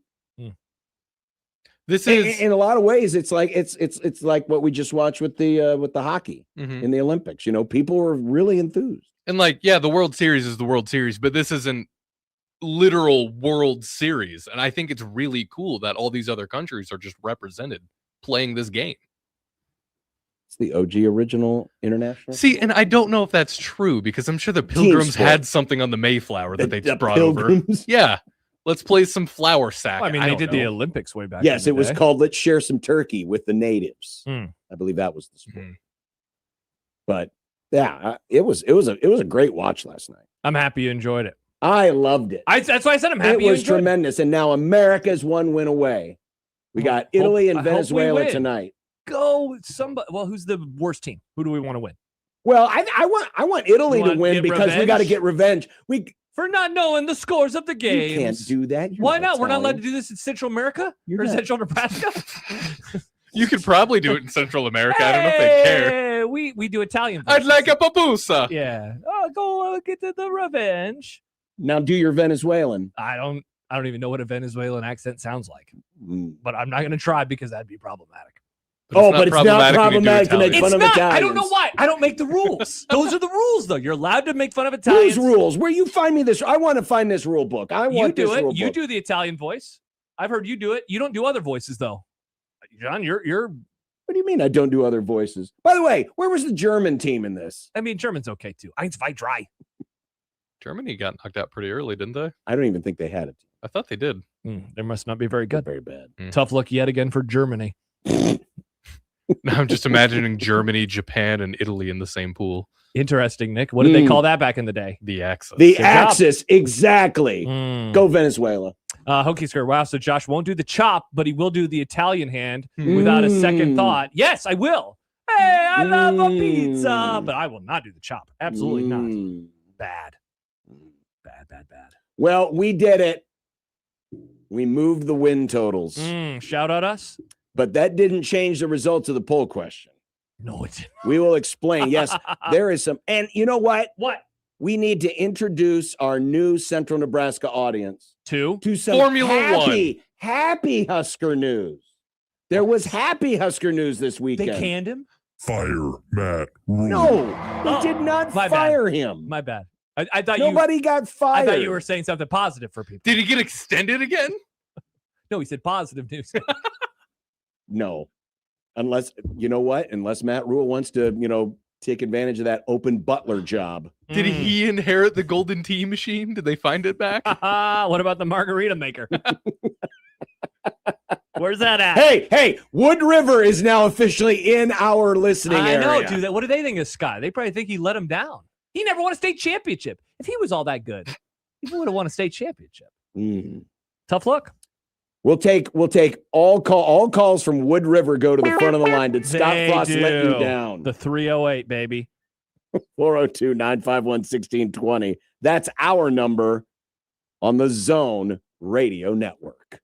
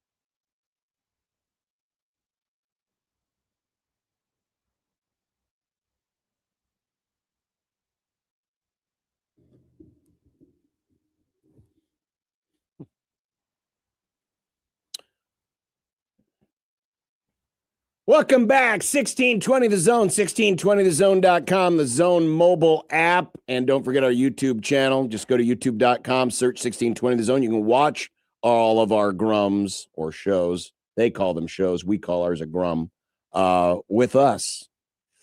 And, of course, our new friends out in central Nebraska, the Tri-Cities, 97.7 The Zone. Welcome. We also post other videos on our YouTube channel, too.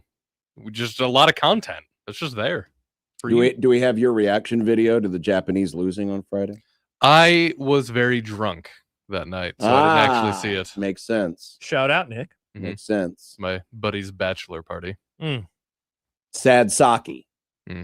Very. Very Should have sad. got sake. You should have. I got scotch instead. Interesting.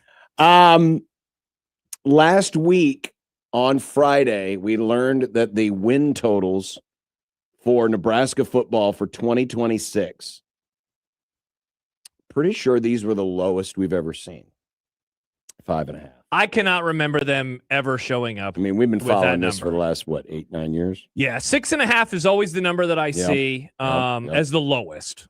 This was the lowest that I can remember. And it didn't last that long, but indeed it did start out. Well, it lasted long enough for us to do our poll question on our Liquid Trucking Zone Twitter feed.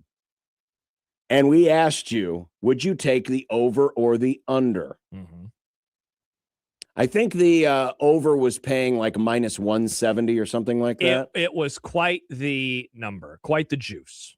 And by the way, so in other words, you had to wager $170 to win $100. By the way, I did some quick searching for in association with the worst seasons that we can remember in recent time. Interesting, because we talked about this a little bit last week, John, and you weren't here that day. But normally they try to do it with halves, right? They don't want it to be a solid number, a round number, if you will. 2018, it was 6. 2021, it was 6. 2019, it was 8.5. I remember that. 8.5. I remember that. And so those were the lowest until it came out originally at that number. Well, we asked you, would you take the over or the under? And we have dubbed this season, this off season, the off season of bad vibes, the bad vibes off season. It seems like every time we bring up Nebraska football, there's enough people out there that are just, they're the worst. Rule's a used car salesman. I can't tell you like how this many. From John, they how fired many, Rule. That truly is happy news. Like No, that's the they've kind of not fired mindset. Rule. No, they did not. They've not fired Do Matt not Rule. put that on the internet. They've not fired Matt Rule.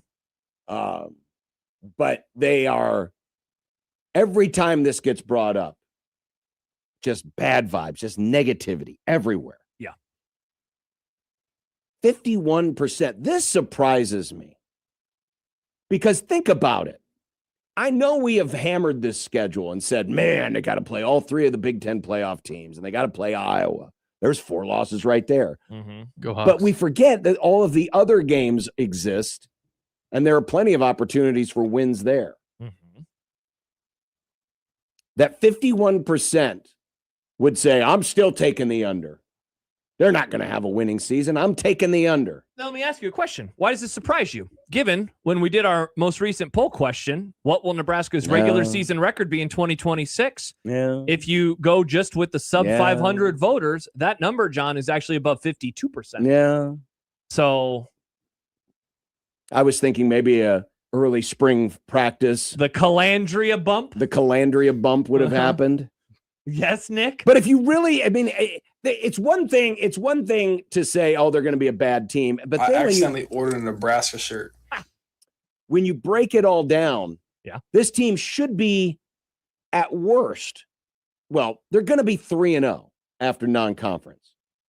They're going to be 3-0 after non-conference. Okay. So right there, you're halfway there. What if they Which lose is one of another those games? song What if you're they- probably going to hear on 97.7 The Zone. What if after they we're lost done one of with those games, though? But who are they losing to? What if they lost to Ohio? Why are they? How are they losing to Ohio? Turnovers. They lost to Troy in 2018. No way we would have called that before the season. Well, I'm just saying. I'm going to say right now, Nebraska's in a better quarterback situation, even if they lose Calandria than 2019 was or 2018. But Bunchy. Yeah, I know. Bunchy Bunchy. Bunchy wasn't very good. No, he was not. but 51% of you took the under. Well, the shock and awe of that number apparently has, and I'm guessing a lot of money came in on dear old Nebraska U. Yeah, because the over was, well, you had to pay a pretty penny, though, to go over.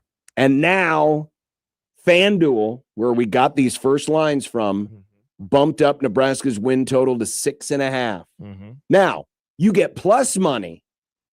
You get plus money here for the over, plus 118. It's minus 144 if you still bet the under. But this, I'm trying to think.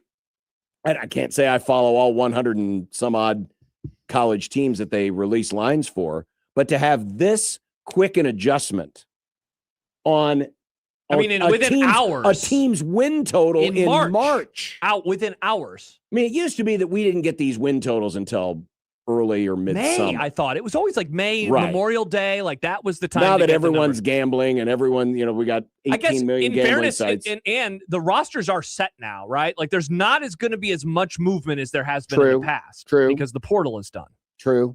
So that has to be a big reason why, too. That is true. I will, because I know we're up against it. I'm going to reach out to Todd Furman, our great friend of the Grum. Yes, great friend from Las Vegas. And I'm going to ask him, bookmaker at Caesars. How often do you see that happen? Where a line this early, I mean, again, where a win total will go up by a full win. Like that. Or even go down a win. Sure. Just any kind of an adjustment. I mean, it was like that morning the line came out. By the time we were on the air at 2, it had changed with already. no news. Right? No, it's not like Nebraska got news that by the way, half of Ohio State's roster just transferred to Lincoln. Yeah. They didn't get any kind of news about a big transfer in or maybe massive injuries to Nebraska's opponents. This was simply based on early action at the books. And apparently FanDuel must have got a lot of early action on that 5.5 to make them move that line. Patrick writes, and this is Platcat, limits are very low on these totals right now. I don't think $1,100 max bets drastically move those numbers. That's interesting. I will ask again. I'm looking. Well, then there must be a high volume of those bets. That would be my guess. There had to be a lot of volume on it. Because you're right. I mean, he's probably right about the limits. That's a total admittance of oopsies. Yeah. I mean, it really is. Or maybe someone was listening to the Grum and saying, man, that does sound low, doesn't it? Well, not when we were on the air on Friday. By the time we were even on the air, the line had already shifted. And you wouldn't hear me say that's way too low. I would have said, I don't know. I still would like the under here. This isn't changing my vote at all. I told it to a close person in my life, and they responded on Friday. They could set it at 4.5, and I'd still go under. I said, whoa, buddy. Whoa, buddy. Well, buddy, indeed. All right, coming up next, Mitch Sherman joins us from The Athletic. Nice. And we'll discuss the basketball coming up this week and also spring football. Awesome. 1620 The Zone and 97.7 The Zone.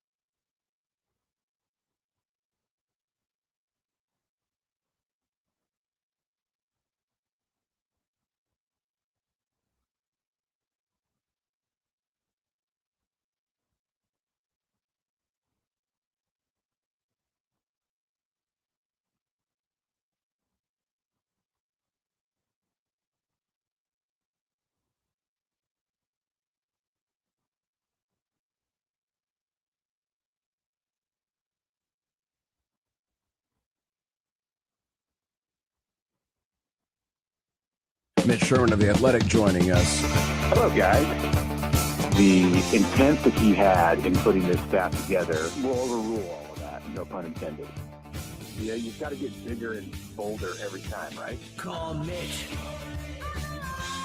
Call Mitch. Call Mitch. Call Mitch.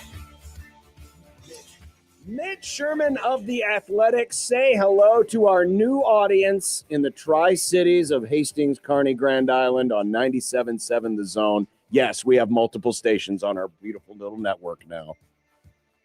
Well, that is wonderful news. Hello to Central Nebraska. Which means to be visiting with everyone out there. Which means if you are going to Oklahoma City, one of the more popular directions is to go west and then turn south on Highway 81 south of York. You'll be able to pick up. You'll be able to pick up that route. I've made that. I've been down that road before. I have too.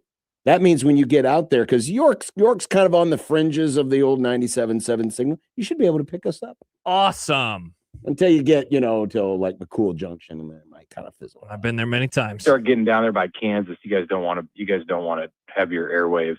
Oh man, bleeding over state lines. That's right? like a dead zone for radio, man. They're probably lighting crap on fire down there anyway. The Royals haven't even started yet because usually it's the only thing you get down there is Royals games because every other station runs the Royals, but there's no Royals games because it's famously spring training. It is spring training. People forget, but people will be caravanning down. What do you have a prediction? I mean, what was this building seat like 17, 18,000? What's your prediction for how many Nebraska fans infiltrate? A little higher than that. Yeah. How many people will infiltrate this arena on Thursday? Well, definitely going to be in the 5 figures. So I think there'll be north of 10,000 Nebraska fans. Yeah. Boy, you start getting it's 12, maybe 13,000. That's a big number. But Nebraska's got a very eager fan base. See this moment that is potentially in front of the Huskers on Thursday. 18,203 is the listed capacity for basketball. 18.2.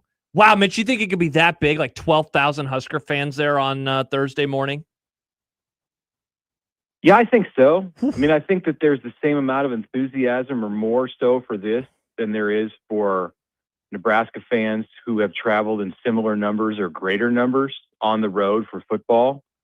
Think about what Nebraska would have sent to volleyball in December for the Final Four. Well, still did, even without the team there. This is not far off from that with the numbers that we're talking about, and really it's a little bit longer of a drive, but I don't know that it's going to deter people. Like this is such a rare opportunity, even in times when Nebraska's played in the NCAA tournament. And it's been twice in the last decade plus, twice in the last 12 years. The games you haven't really had the opportunity to drive to a Nebraska game in the NCAA tournament, let alone to watch a team that's favored by double digits. And people, whether it happens or not, people are kind of smelling this historic moment. And I think there are I've talked to a lot of people in the last 22 hours who are just itching to be there and be able to see it in person and witness what they hope is a historic moment. Well, you're right. It's a longer drive, but it's such an easy drive. I mean, it's literally Highway 81 south. I mean, if you go that direction, straight south, and then you hook up with I-35 in Wichita, and it takes you right on in. I mean, it's if you go that route, it's 4 lanes at least the whole way down. It's it's a drive that's been made many times before. Yeah. In my days, I've made the drive many times. In my days of starting to go to Norman and Stillwater and Oklahoma City, and even Wichita for some events, there was a stretch of that road on 81 that wasn't 4 lanes. But I think you're right. I think it all is now, and there's going to be a lot of Nebraska license plates on that road on Tuesday and Wednesday. I think it'll be a sight to see inside the arena on Thursday morning. I think the Go Big Red chants, and that'll be part of the storyline. And it was interesting to hear Fred Hoiberg today say, very clearly, he worded this a specific way, was that appreciative of the fans who were coming, but it's the Nebraska players' job to get their fans into it. Like they're not going to say, all right, all the fans are here. This feels like a home game. Now let's rely on them to get the team started. They want it to be the other way around, and it's been a source of frustration for Nebraska over the last 6 weeks or so. Is the way that it started games, obviously. Mitch, I wanted to ask you about that because they have gotten off to slow starts for a month and a half now. How much of that do you think is the league, and how much of that is them? AKA, is this going to be something that you think carries over to Thursday morning, early afternoon, or it's something that reverts maybe to early season form, given that they're going up against a fresh opponent?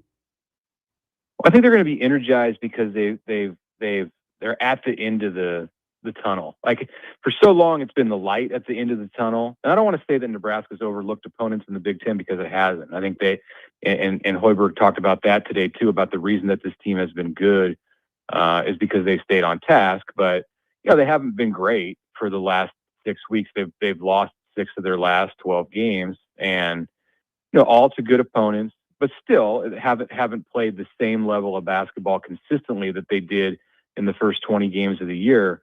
And I think some of that has to do with the fact that, all right, once you punch your ticket to the tournament, there's been such a sole focus on, not necessarily getting a seed or a site or, finishing in a certain place in the Big Ten or the damage that they could do in Chicago. It's been about winning a game and being the first team in Nebraska basketball history to win a game. There's something, and I talked to Sam Hoiberg about this a few weeks ago. There's definitely a comfort in not having to play on the bubble. And they experienced that the last 2 years of playing on the bubble through February and into March. And that's draining, and there's anxiety in that. But it also requires you to stay focused on the moment. And if you're off the bubble and it's just about a seed, you can look down the road and see that light at the end of the tunnel, especially when you're in the situation like Nebraska is, where everybody's thinking about one thing. It's winning on Thursday, and anything else that happened in this season. It'd be great that they'll set the school record for victories in a season if they win that game. But it's just being finally getting that away from that conversation of not being the only power conference team in the country without a tournament win. So, yeah, I think that's been a weight on them, and that has a lot to do with not just the slower starts, but with the overall slug, or the overall. It's just been a grind since the end of January. It has, but I've often wondered, because unlike other Nebraska teams who made the tournament in recent years. You go back to 2014, that was a bubble team. They had to play their way in. A couple of years ago, same thing. They weren't solidly in the field. This one didn't have that stress, but all the focus, right? And really the focus seemed to turn after that stretch where, it started with the win over Creighton, and then it was Wisconsin, Illinois, Michigan State, that whole stretch. After that stretch, it was pretty much a foregone conclusion. All right, this team's getting to the tournament. Now that time is here and that pressure builds, and you're going to have all these people going down with such high expectations.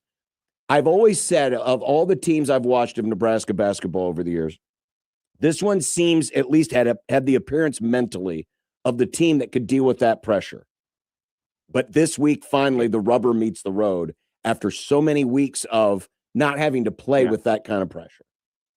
I think it's a different dynamic than some of the teams that have played in the tournament before and have folded under the pressure. And there have been some of those teams, even some of the really good teams from the 90s, that weren't necessarily on the bubble. This haven't been, the moment has been too big, and we'll see. I don't expect that that's going to be the case.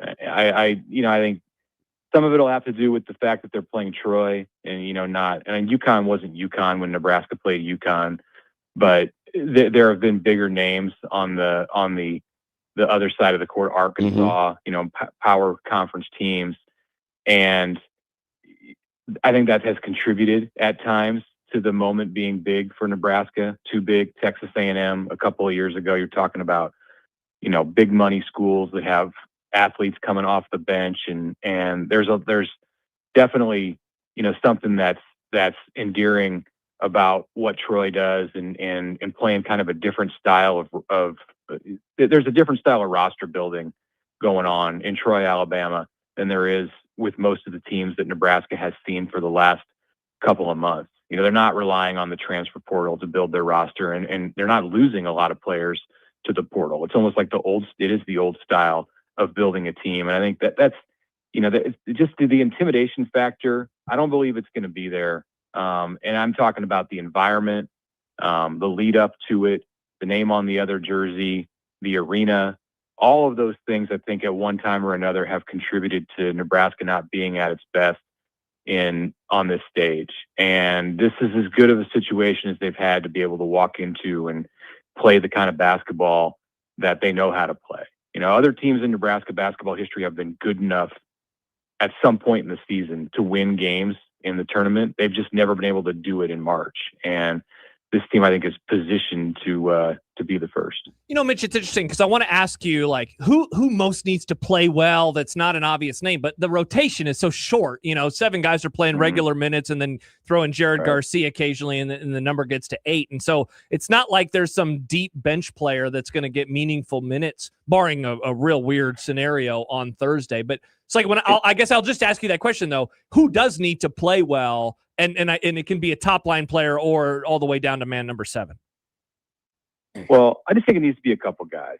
I think if Nebraska gets a couple of guys hot, you know, if it's any combination of Hoiberg and Mast and Stanford and Frager and you know, Lawrence, any combination, guys coming off the bench, then if they got a couple guys who start nailing down shots, then that's enough to carry the team. I do think that Sam, because he does so much, and I'd say Mast too, because those are probably the two predominant leaders on the team, the oldest guys and who've been around the program the longest.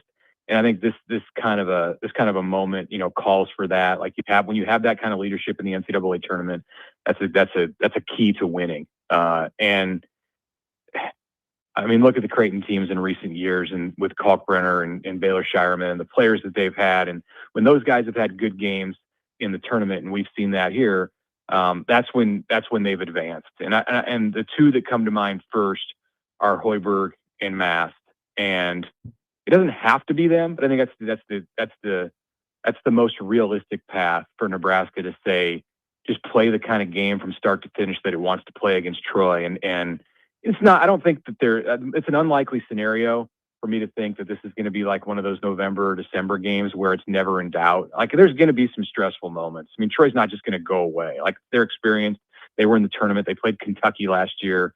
They've won 20 games 5 years in a row. They have a good coach. Like this isn't going to be a 30-point game, but I think it can be a comfortable Nebraska win because I think they can impose their will and play the kind of second half that we've seen from Nebraska, and you know, maybe be ahead by 2 or 3 possessions at halftime in the right scenario, and then pull away and win by double digits. And the best route to do that is to have great play from Sam and Rink. Mitch Sherman of The Athletic, who joins us every Monday here on the Prairie Flower Casino Zone Hotline. We just talked about it a moment ago, Mitch. The win totals last week came out, and it was at Nebraska 5.5, which is the lowest number we can remember going back about a decade. Well, apparently enough people got in on the action. It's bumped the line back up to 6.5, which is something a little bit more where Nebraska has been in recent years. Did it surprise you when you saw that first line come out and it was only 5.5? Yeah, it did. I mean, I can't say I spent a ton of time thinking about it. That's kind of been the story of the spring this year, and I think that's probably playing into the logic that led the number to be low. Like I think at times that number's been inflated for Nebraska, and the proof is in the results, because when was the last time Nebraska overhit in a season? It's been a few 2016. Years. Okay, yeah, just a couple years. Yeah. So it's overinflated when they come out in the spring, because there's generally a lot of hype around Nebraska, and the odds makers know that they can entice people into believing that Nebraska is better than it probably actually is. And that hype, that kind of they're not ripe to be inflated at this point. So to me, that has something to do with it being low. But 6.5 definitely sounds more realistic than 5.5. I don't see them as a 5-7 team, but I mean, I don't say that with like great conviction. Could it happen? Yeah. I mean, they stuff has hit the fan before in a way that has led to those kind of seasons. So it's not out of the equation, but out of the question. But I think this team has. I don't know. I think they can be positioned to be a surprise team. But that's what it's going to be if Nebraska like goes considerably over 5.5 and now 6.5. If they're up in the 8 win total, like they're going to be a surprise team. I think that's possible, but that's what it would have to be here. So I was going to ask if it changed your view at all of the 26th season, given Vegas. No. Vegas always knows it didn't, though. No. I'm basing my thoughts on the 26th season just on like what I'm learning about the team and had opportunities this spring to learn a little bit, but it's still for me very much up in the air. Like I don't think this has been a very revealing spring. No. And maybe I'll think somewhat differently after 5 more practices in the spring game on the 28th, but the jury's going to be out, and I think that we'll have a better sense in August in camp, a couple weeks into camp.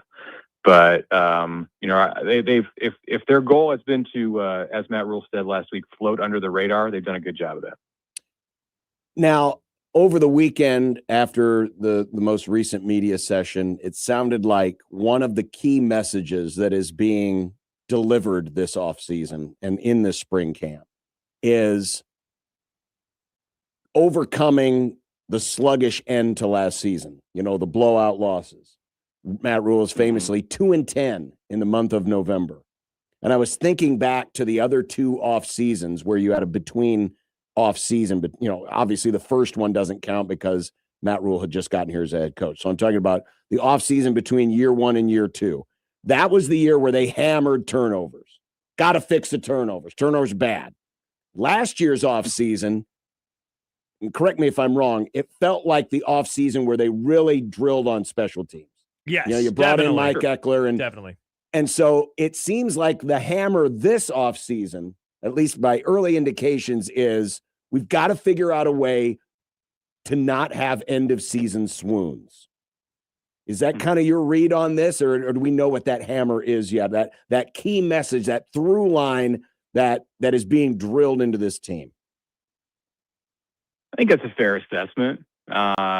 I think that they've spent a lot of time, at least publicly, talking about it, and I think it's definitely under their skin. You heard Donovan Jones going down that road, and now he's one of the more experienced guys coming back on the defense. And if he's talking about it, then I think that's what the leaders of this team are focused on. That stuff's got to be. You do have veteran players, and I think it's a conversation among them.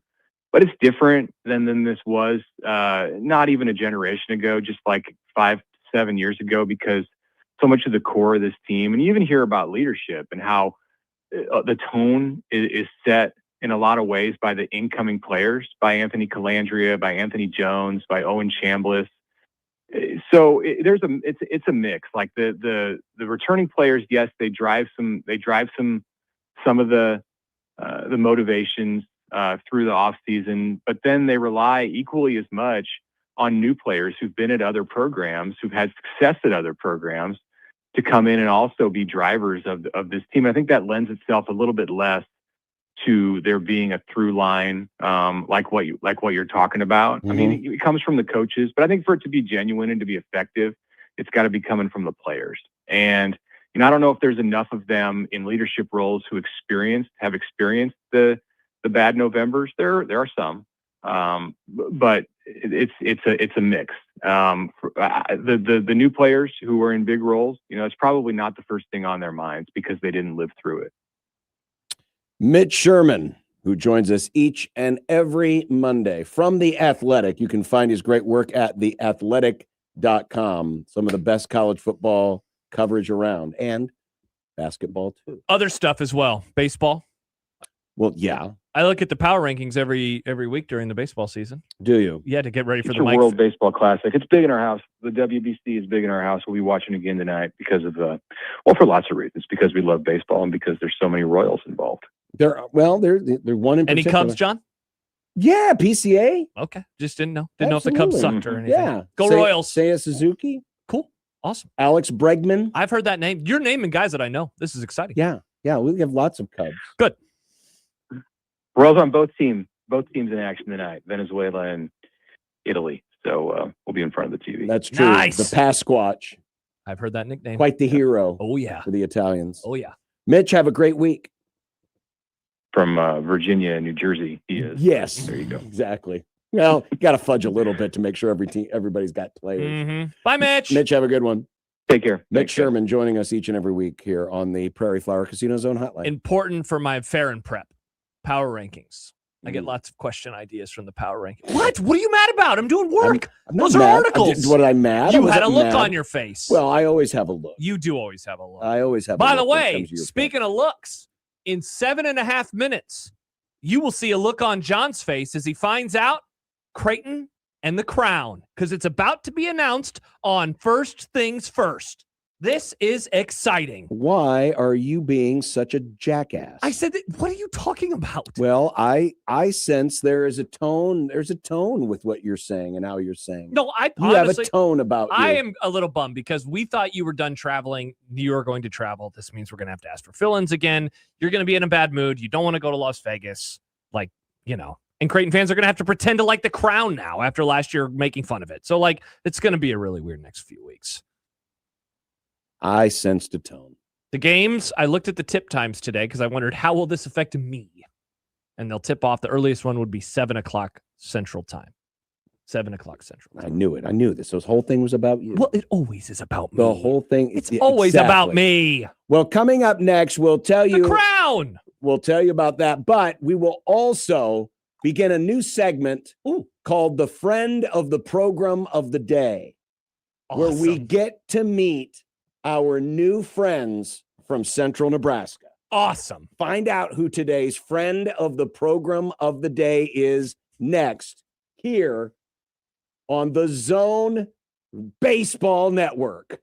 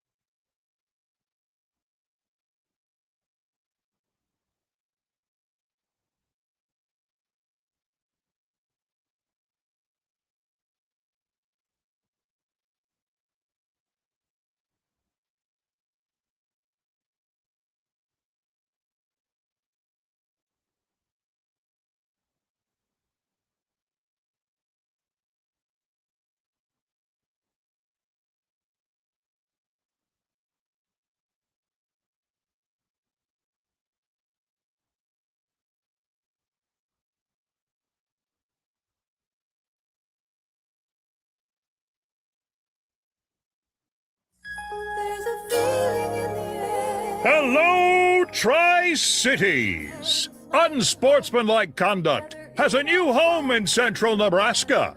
We welcome all of our new friends of the program while also introducing the fine but geographically challenged folks from Omaha to our new radio neighbors. You see, to many of us from the Big O, everything west of Gretna is western Nebraska.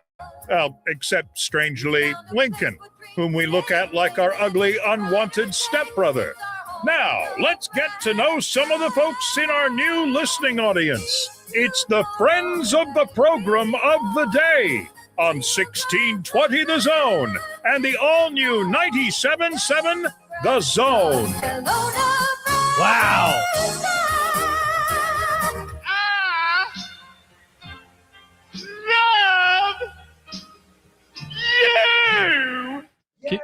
Welcome to Can the you tell program. John made that open? Of course I could. It's a perfect. I Listen, didn't get the end of what was that? I don't know. Yeah. I love you. We just love you. We love you, Western Okay. Nebraska. I don't get the reference though. Yep. All right. Cool. Let's How read- do you not get the reference? We love our new friends of the Grum. No, I don't know what it's from, is what I'm saying. Well, it's not your business to know where it's from. okay.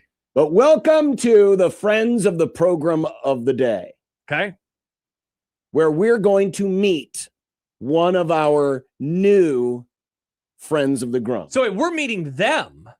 I Yes. thought they would be meeting us. I thought this would be like Well, when we it's mutual. explain things. It's mutual. Okay. I figured it'd be like, hey, This is where we get to educate everyone around here about what's all out there. what a lot is- of people. this is great. What is out there?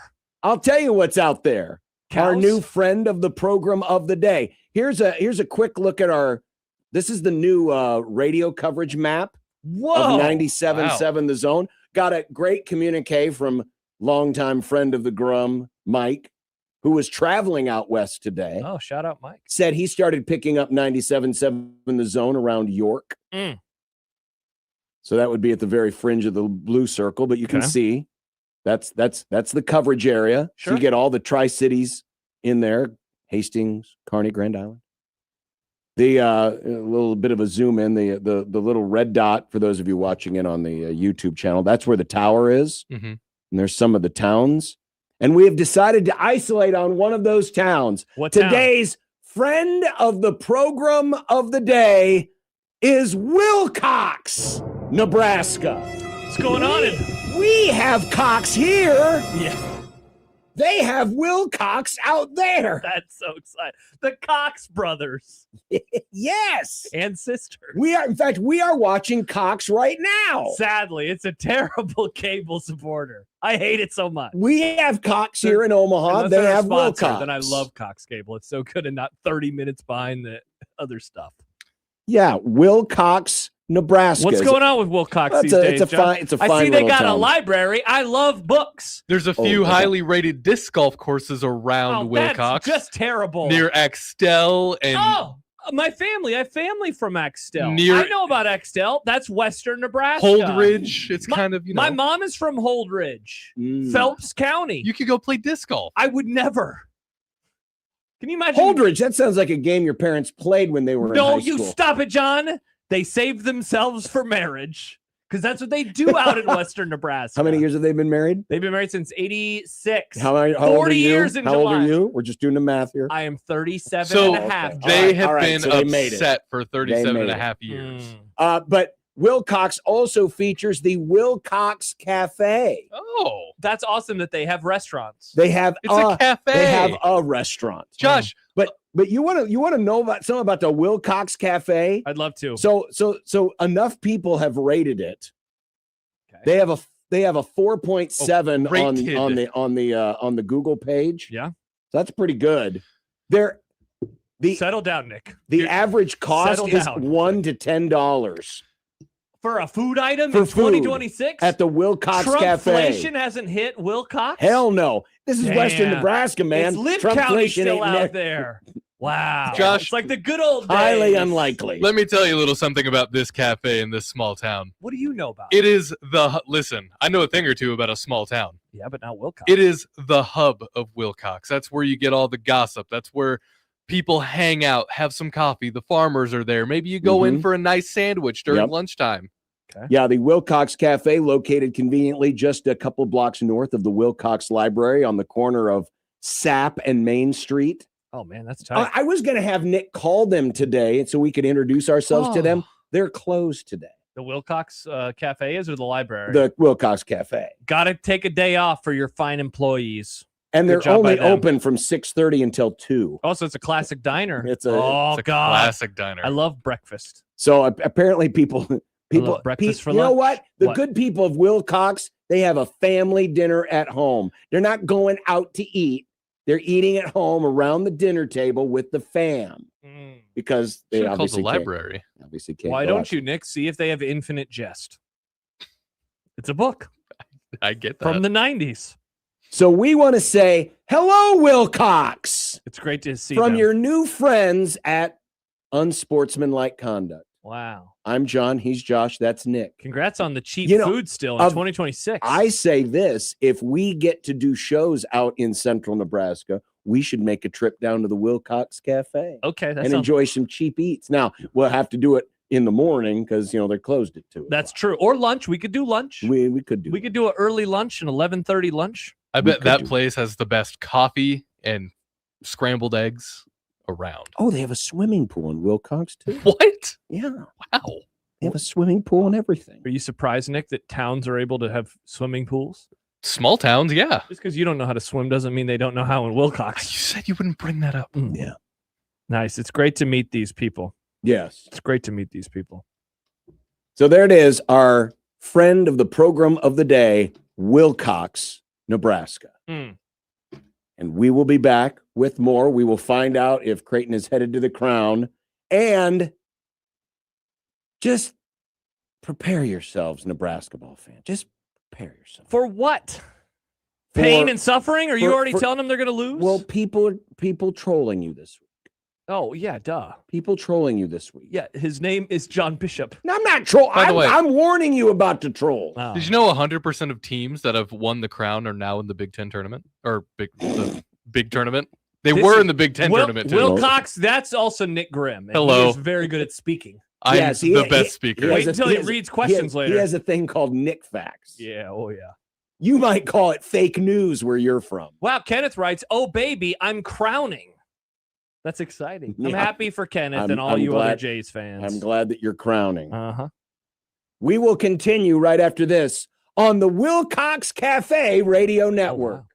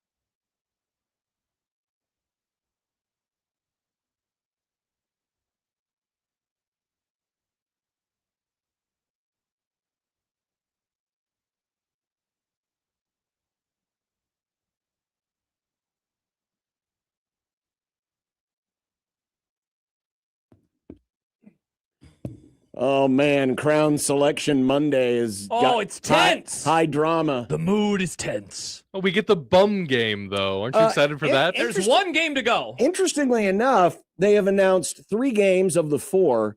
They have announced no Big East teams yet. So Yeah, does this Oklahoma, mean they're going to Colorado, put? Baylor, Does this mean they're going to Minnesota. put 2 Big East teams against each other Perhaps Stanford, West Virginia. in the first round? So we have one game to go. We have 1 game to go. You have Oklahoma, Colorado, Baylor, Minnesota, Stanford, West Virginia, And who is it? Oh, they're really taking their time here. the Rutgers against Creighton Wow. on April the 3rd? 2nd April 2nd. at 9:30 Central Time. Damn it. Oh, damn it. So apparently all the Big East schools said we're out except for Creighton. Mm. And I thought they were contractually obligated.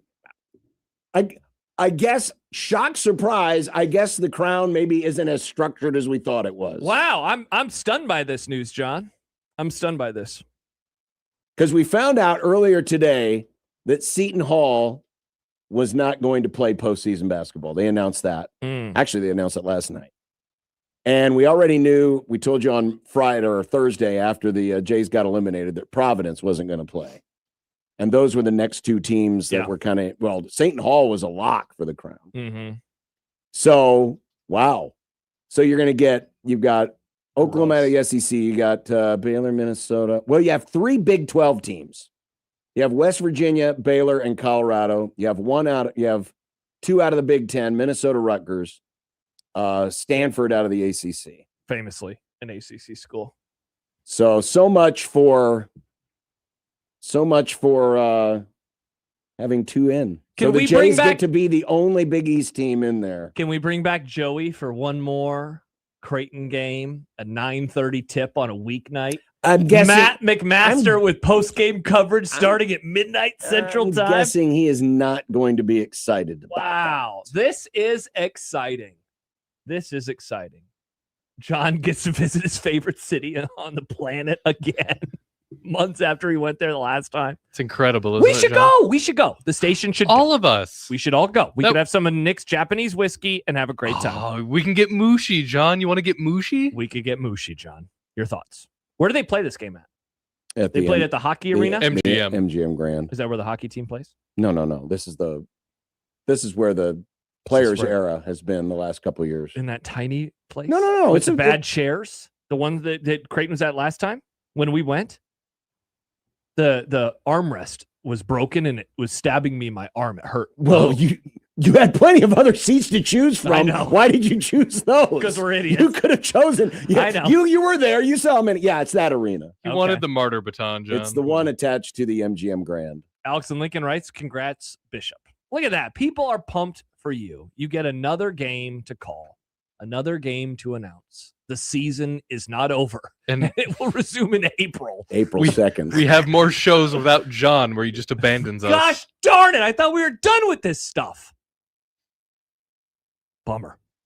Whoa. As T.S. Nav writes on YouTube, Easter weekend in Vegas. Easter weekend? I wonder the resurrection of Christ in Las Vegas? I wonder what Easter in Vegas put money is like. on that. Can I bet on that? Oh, wow. I predict that he will be risen.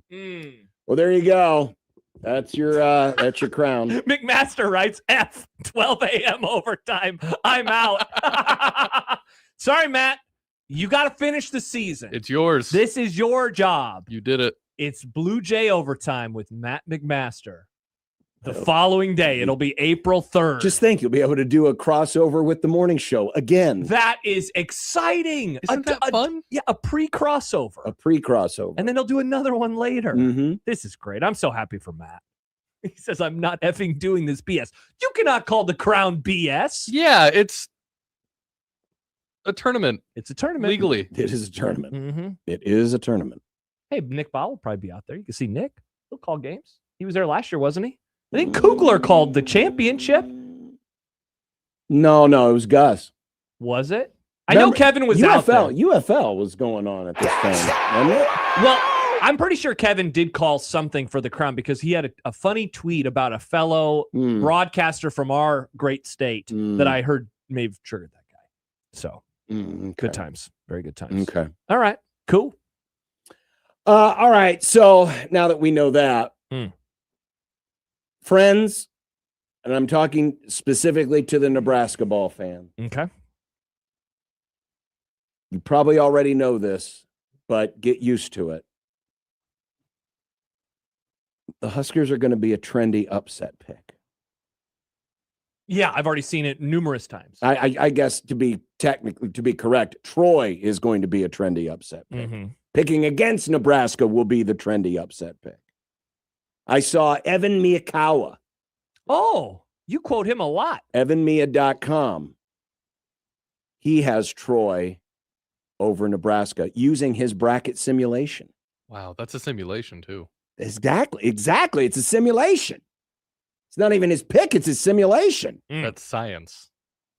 But I saw a lot of people going in this direction. Picking against Nebraska? Picking against Nebraska. For sure.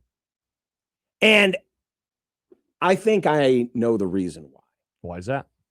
It's not really even based on matchups. It's just based on history. Because, oh, hey, Nebraska's never won before. This would be the so neither is Troy, though. People forget. True.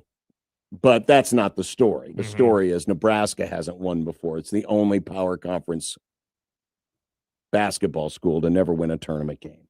And I think that's one of the reasons why. It's not based on, well, man, Nebraska's, they've been starting slow lately. Oh, boy, they got blown out by Purdue. No, they're an easy target. They're an easy target to be picked on. Yeah. Because of this. Because remember, when everybody's filling out their brackets, they're always looking for upsets. Got to have upsets, right? Here's my upset. And this one's an easy pick. But if you want to look at the formula, and I was looking at Haslametrics today, and I was also looking at Bart today. Let's see. Bart, on his simulation page, 91.9% chance of winning. 91.9.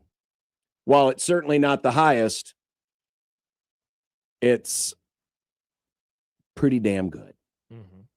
In fact, of the 4 seeds, let's see, that's Kansas. Where's the other 4 seeds? All of this is kind of arranged weirdly.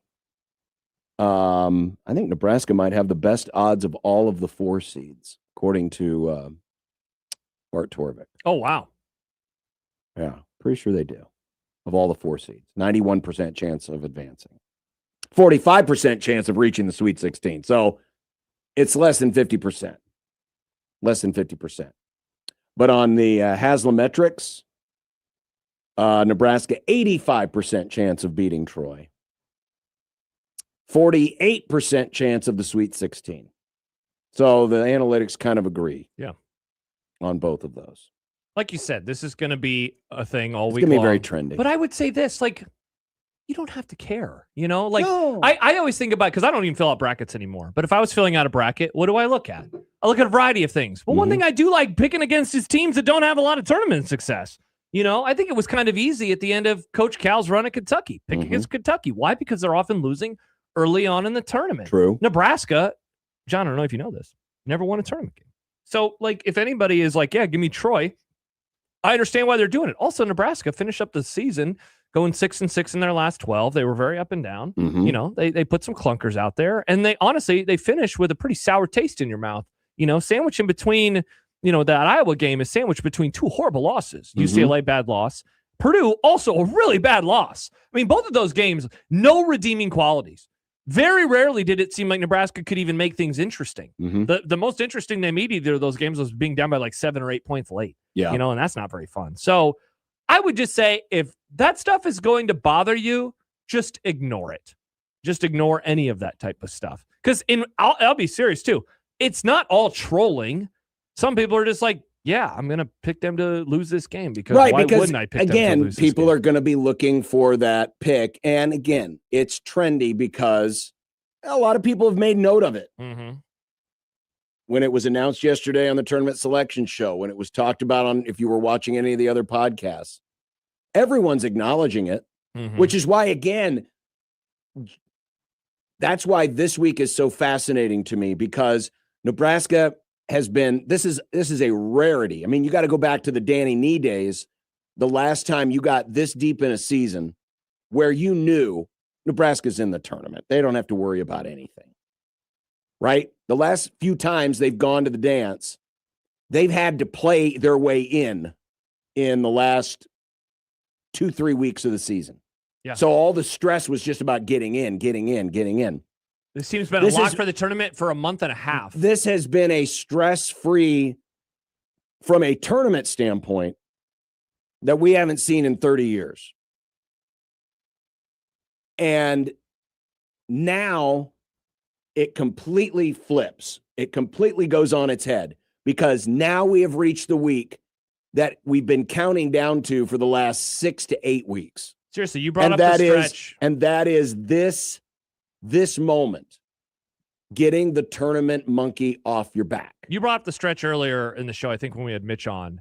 The Creighton, Wisconsin, Illinois week. I think that was when the season went from like 0 to 60, where it was like, holy crap, there's something special here. Yep. And what's been really fun about it, if not maybe a little, frustrating or something hanging over everything, is all eyes have been on this moment in time. At some point it went from, this is really fun and I'm only enjoying the season, to, yeah, but there's that thing at the end of the road. And now that thing has finally arrived. It's gotten here. The end of the road is here. And so this matchup is what it is. It's a 4 versus a 13. Yeah. It's a game that you're favored to win by double digits. All of the metrics are going to say this is the better team. Nebraska, that is. Now you just got to go out and do it, and hopefully you just show that the last month and a half or last month was a version of you that is not going to show up here. Look, I'd use Purdue as an example. Purdue played like trash at the end of the regular season, and then they ripped through the conference tournament. They dominated Michigan. I mean, maybe not dominate, but they played very well against Michigan yesterday, a team that went into their house not that long ago and punked them. But they played extremely well yesterday. They, of course, played extremely well against Nebraska on Friday. You can, just because you play bad for a stretch at the end of a season doesn't mean you have to continue playing bad in the postseason. And again, it's a team now that has not seen them. And I think that that's going to be huge. Mentally, it will be interesting to see how this team responds. I cannot wait. Because this is what everything's been pointing to. And it's a different kind of stress level now. And you're going to be asked about it. I mean, I'm sure they were asked about it yesterday. They'll be asked about it today. When they get down there to Oklahoma City, Wednesday will be the shoot around, open practice day. Yeah. It'll be asked about them. It'll be asked about pregame. How will they respond? Yeah. Because that will be just as important as how they scout and practice and prepare for Troy. Because the mental side of it. Yeah. Are they ready to go? Will they be ready? And will there be any kind of a hangover after what happened in Chicago? Because they weren't really in that game. Yeah. Chicago! A good email real quick before we go to break and talk to Severe. That is the Equitable Bank Zone inbox. Actually, it's a text. I'm sorry. Oh, it's a text into the Prairie Flower Casino Zone hotline. Tyler writes, this basketball season has been great for the Skurs, but do you guys remember when Coach Rule put his hat on backwards and he became Coach Matt? Fire, Matt. Oh, wow. Yeah. Just a nice reminder. Backwards hats will be fun. Lucky for you, Hoiberg doesn't wear hats. That's true. They don't do that in basketball. At least I've never seen him wear a hat. I'm sure he has on the golf course. Otherwise, I'd call him Fred Hatberg. Am I right? Oh, good Lord. Thank God Michael Severe is coming up. By the way, I found out I got the strangest text from Michael Severe a little bit earlier. Is it 3:55 right now? I have the answer to that. Well, I do too. Okay. It's not 3:55. No, this was an hour ago. It's 4:47 right now. Yeah. And I said yes. And he said, okay, thanks. He's in Costa Rica. Yep. So Wednesday won't work, by the way. Oh, that's right. He is. Good point. Didn't think about that. I forgot he was in Costa Rica. Text Mr. Is he joining his TikTok? Is he joining us from Costa Rica? He is. Sounds like he could have just asked for the day off. We didn't need to talk to him. I'm excited to. Aruba, Jamaica. I wonder if he's out. Why would he go to? As much as he complains about nice weather, It's cold here. He It should is- be here. He should be here. It's terrible. Maybe He'd it's be terrible in Costa outside Rica rolling right around now. naked on this stuff. He'd be out in his yard just rolling around naked. Mm. Oh, it's glorious. It's cold. It's Sad. 20 degrees with a 10 below wind chill. Maybe- I love it here. Maybe there's a giant blizzard happening in Costa Rica right now. Mm. Maybe that's why Highly- he's there. Unlikely. Mm. All right. Well, Michael Severe Monday coming up, 1620 The Zone.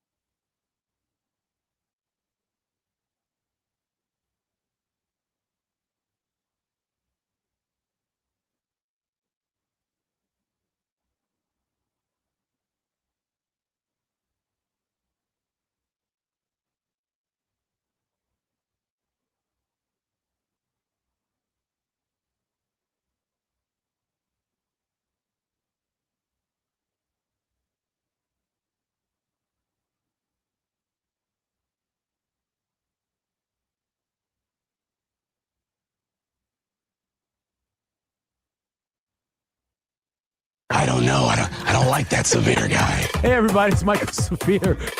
Man, my penis. If the first word is hash, Eddie or something less if you want, it's still a hash brown. I remember the first thing I thought walking out of there was, okay, we're back. You just got to go in the back. I'm sorry.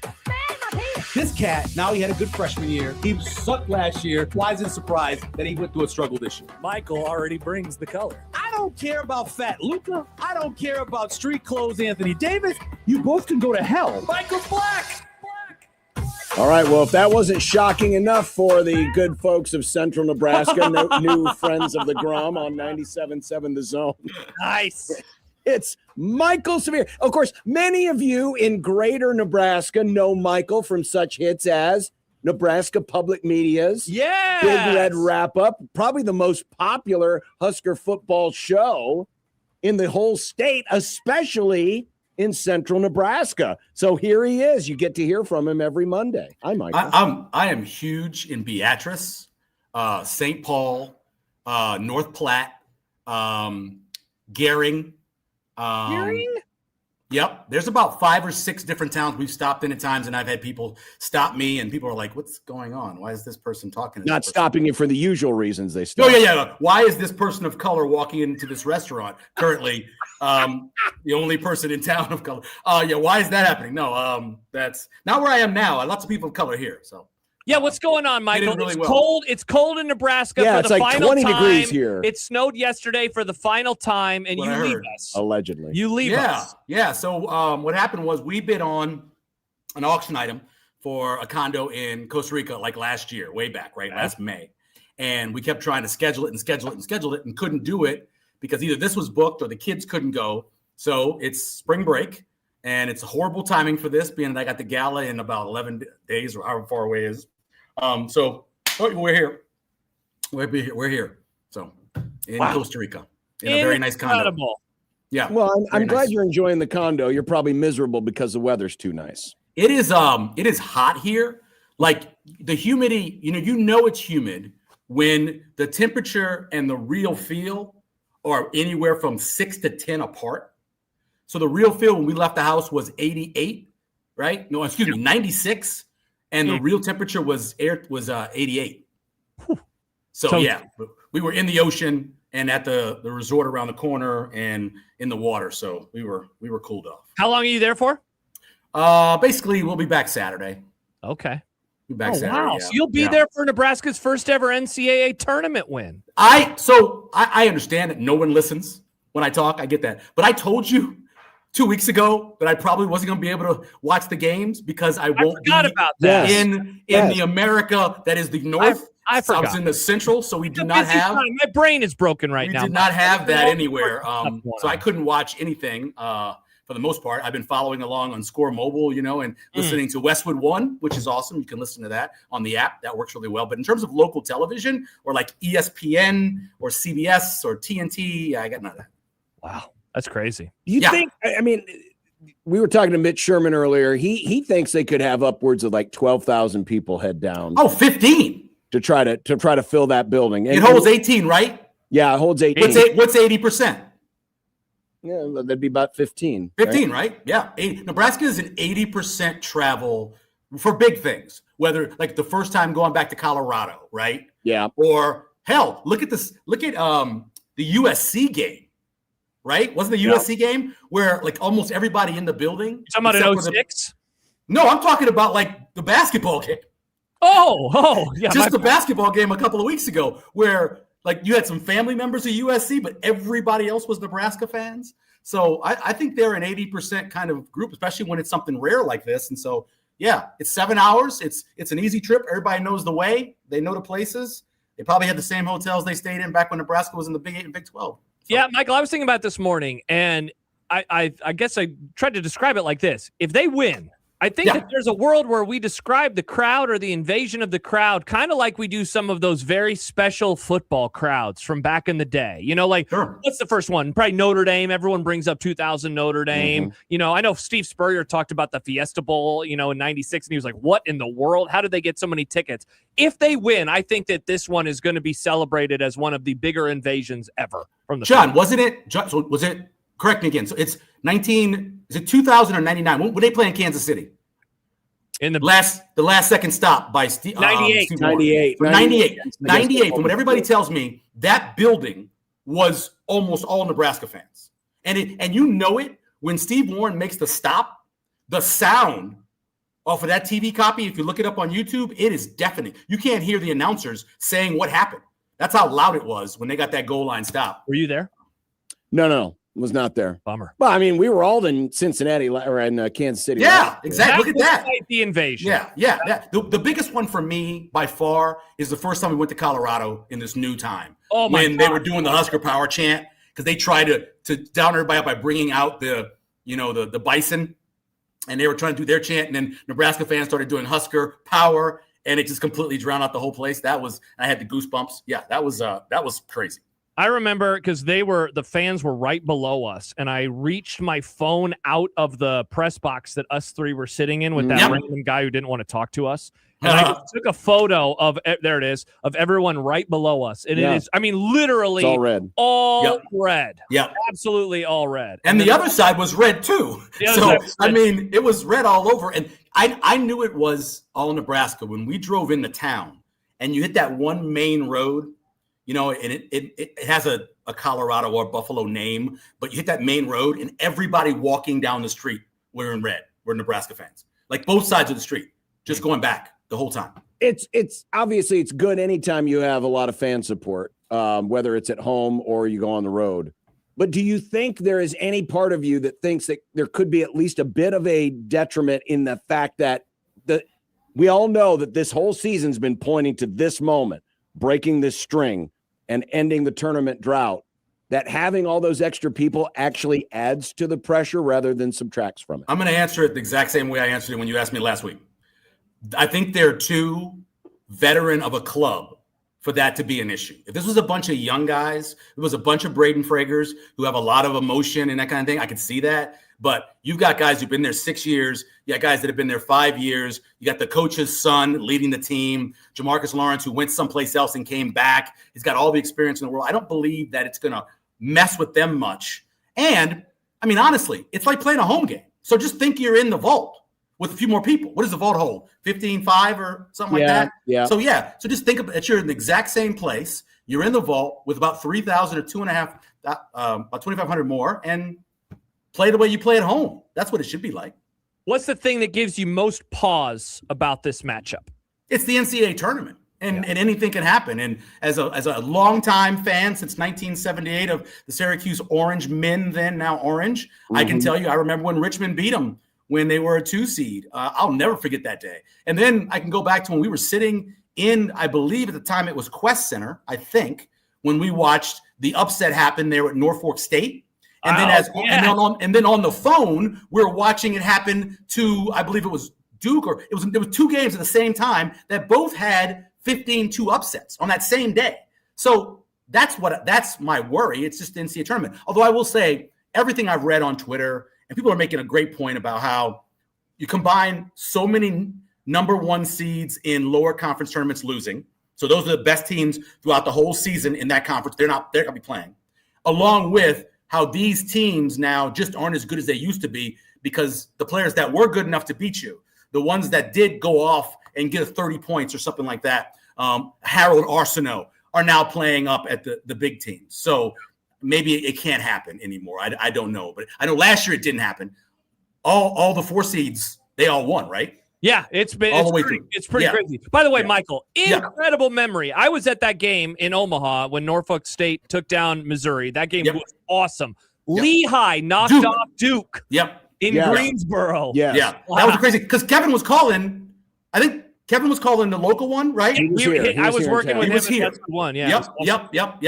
It was so nuts because that whole, if I'm not mistaken, you get to the Final Four. Who was in that Final Four, Josh? That was the year Louisville won the title and got it revoked. Yeah. Louisville beat Kentucky. Let's see. No, wait. Kentucky. No. Oh, Kentucky won the title in 20. Yes. Kentucky beat Louisville and Kansas beat Ohio State, and then Kentucky beat Kansas. Yeah. It still wasn't, obviously Louisville was a team back in the day that we thought of as being great, when they had the great teams in 80 and, back then. But still, they had been out of it for a while, and they hadn't had those kind of runs. And obviously, Kentucky had their run. But I think now we're going to see if I'm you and you do 2 brackets, one bracket should be all the number 1 seeds going through.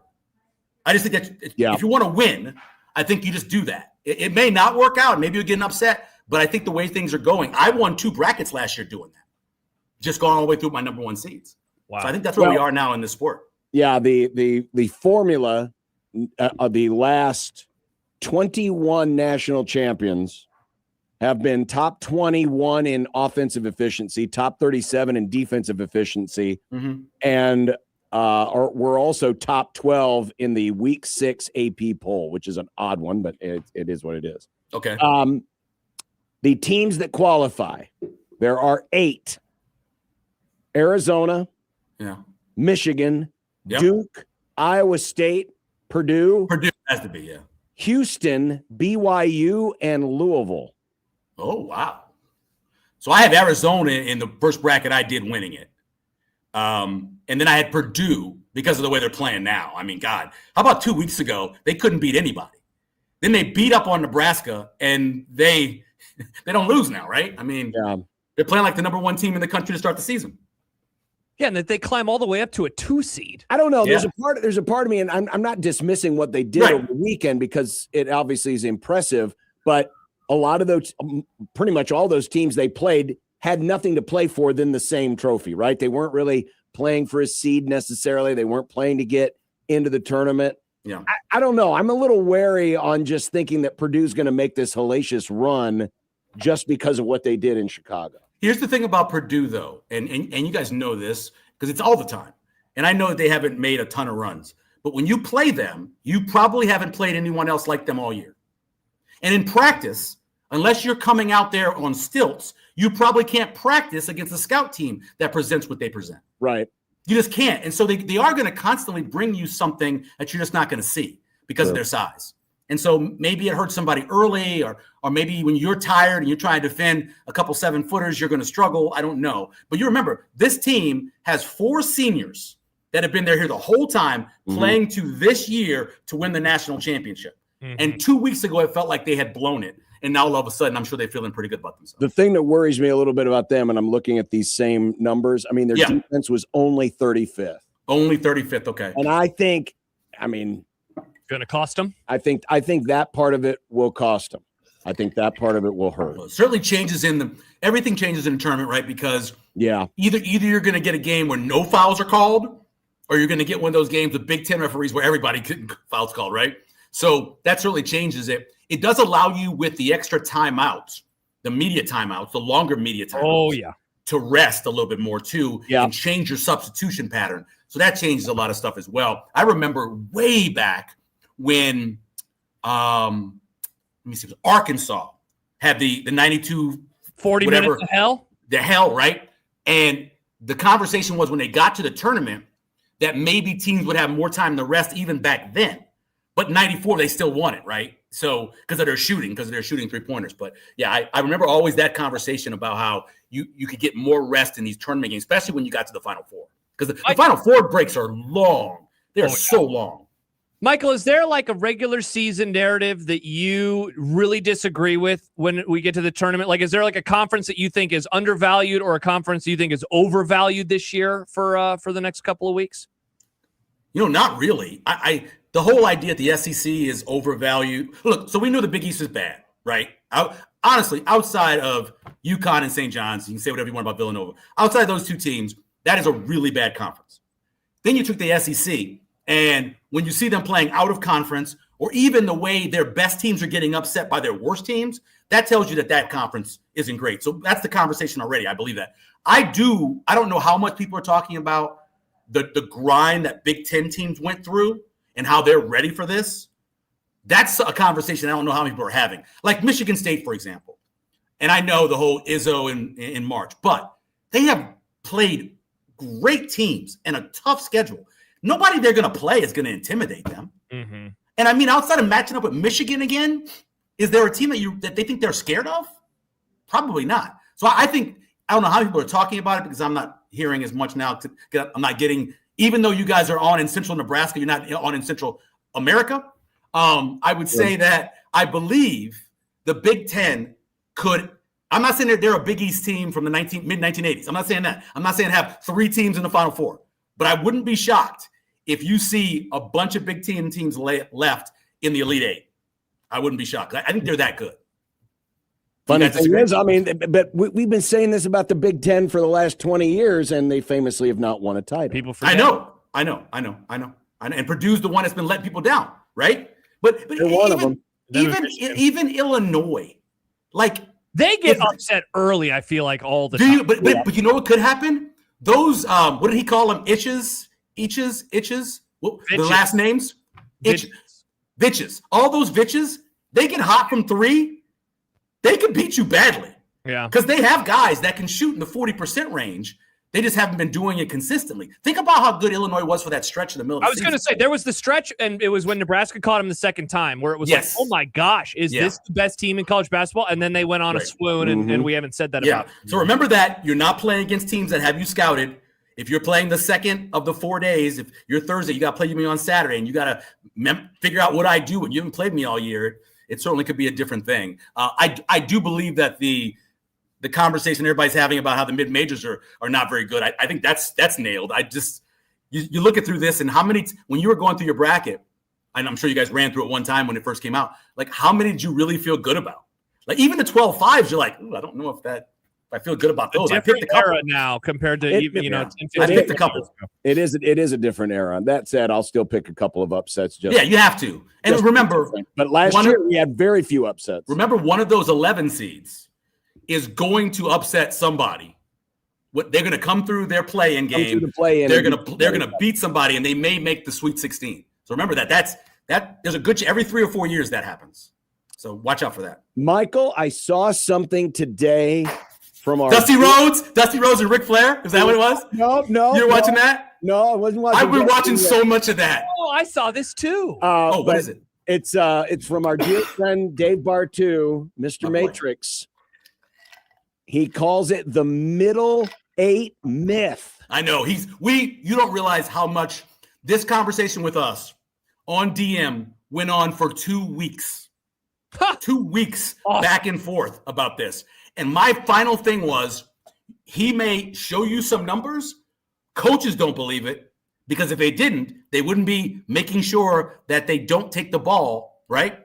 They're always going back to the second half because they believe it. So, yeah. Right. But again, part of his business, and for those of you not familiar, Dave Bartu, he's run this thing called the Matrix, and now he does a lot of analytical stuff for college programs across the country. Oh, yeah. So he's advising teams. Yes. And his advice is that the middle 8, so the last 4 minutes of the first half, first 4 minutes of the second half, are vitally important.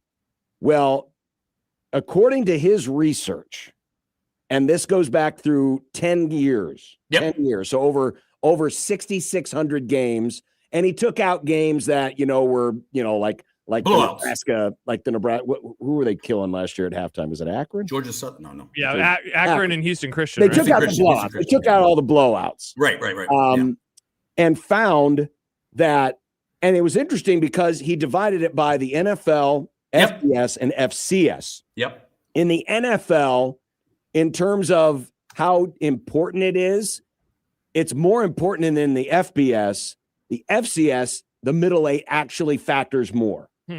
If you ask Bill Belichick, the greatest coach in NFL history, about that, and Bill will tell you it matters a lot. It matters. They won many a games and even a Super Bowl because of that, coming out and scoring at the end and coming back out after halftime and scoring. So I understand what his numbers say, and I've looked at them and I've read through them. I think it matters a lot on the competition of the two teams. I think if the teams are fairly equal, what they are in the NFL, it matters more for the extra possession. Now, when the separation is different, it doesn't matter as much. Now, what he found was, so the rank of the impact of the 11 different factors, it was the 7th most important thing in FBS football. Okay. So it was lower prioritized. The most important 8 minutes, not surprisingly, is the last 8 minutes of the game. Sure. In the NFL, in FBS, and in FCS. So his advice to his clients is, if you're going to emphasize any 8-minute period, make it the last 8 minutes, not the middle 8 minutes. Yeah. And it's not that you're emphasizing it as much as you want to have the possession to come out of the half. After you've made your adjustments, after you've got your rest, and you come out and you surprise the team in the second half. It's a benefit if you can score, obviously. Remember Notre Dame, Georgia? Remember that game in the college football playoffs? Yep. Yeah. The late score at the end of the half. I think it was an interception return.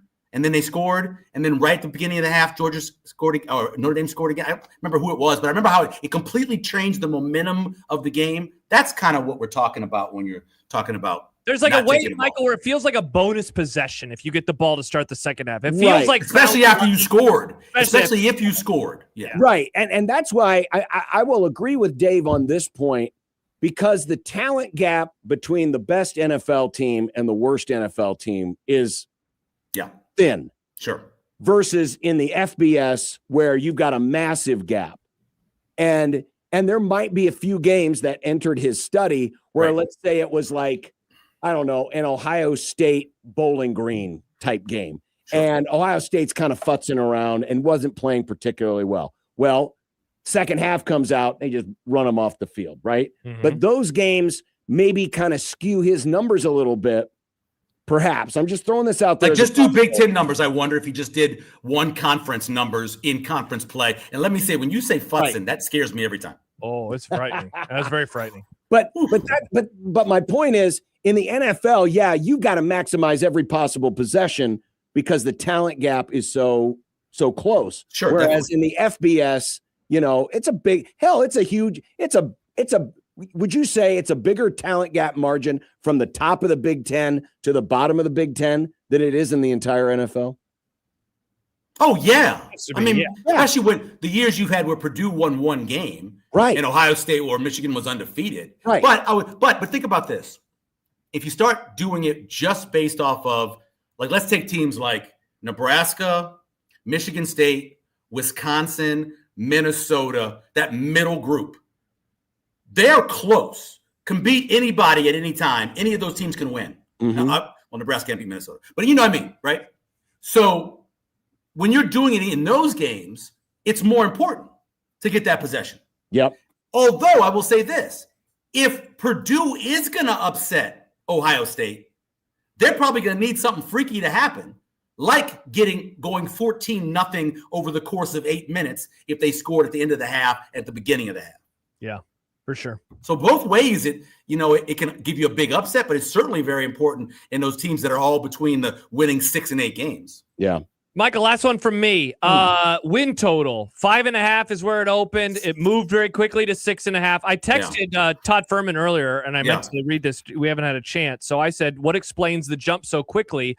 And he said, all it takes is one small bet from the right account this time of year. So you were giving us the thumbs up motion when the number was 5.5. Yeah. So you're obviously not surprised that it moved. 6.5 feel like the right number to you? And what he's saying is, when he says one person, he means one group. Mm-hmm. So, for example, that's something that Dave Bartu used to do too. He would give out information, and groups would bet off of information, right? And a lot of people do this. And so, if you get a group, but I also think when you start looking at what Nebraska is, and we've talked about this a lot, they're going to be favored in the first 5 games. And they also play Rutgers, right? I'm correct about that. Yes. So that is 6 games we know for sure. If you are an under better, if you're a 5.5 person and you see 6 games that they're going to be favored in, you're certainly going to doubt yourself and go over 5.5. You're not going to go under 5.5 if you know there's 6 games, right? And then all you need is one upset, and all of a sudden you're over 6.5. So that's why I think the number. I think people just looked at it, just said, "Oh, how many games are going to be favored in? 6? Oh, I'm gonna go with them going over." And I think there is a lot of belief when they start looking at returning production. There's people like Colin Wilson doing their returning production stuff. You look at Nebraska's returning production based off of TARP, so you're including the people that are coming through the transfer portal. They got a lot of veterans back. Well, they're in the top 10. Well, Bill Conley tweeted out today, he says he still has some fiddling to do, but his roster files are officially updated, and the returning production top 10 will probably end up looking something like this. Notre Dame 1, Maryland 2, Nebraska 3. Yeah. Because so many snaps from Owen Chambliss, so many snaps from the Oregon State kid, so many snaps from those offensive linemen, all three of them going in, expecting to be starters. Hell, and all the quarterbacks have snaps. And don't forget about Calandri and the quarterbacks all have snaps. Calandri and the quarterback. Like literally the whole room has snaps. And a lot of and the wide receiver room. A lot of snaps back. Yep. Both from Quasi Gilmer and from the guys that are returning with Nebraska. Yeah, really defensive line is the one place. And, Van Poppel's obviously got a lot of snaps. But the guy that came out of Pitt, is that Stottlemyre or Whittington? Whoever came out of Pitt didn't play much because of injury. And then Whittington, he also had injury, so he didn't have a ton of snaps. And you've only got 1 year of snaps from Nwaneri, right? So that's the one place where – but your linebackers and your secondary got a ton of snaps. So that's why. I think that's a big thing people look at too.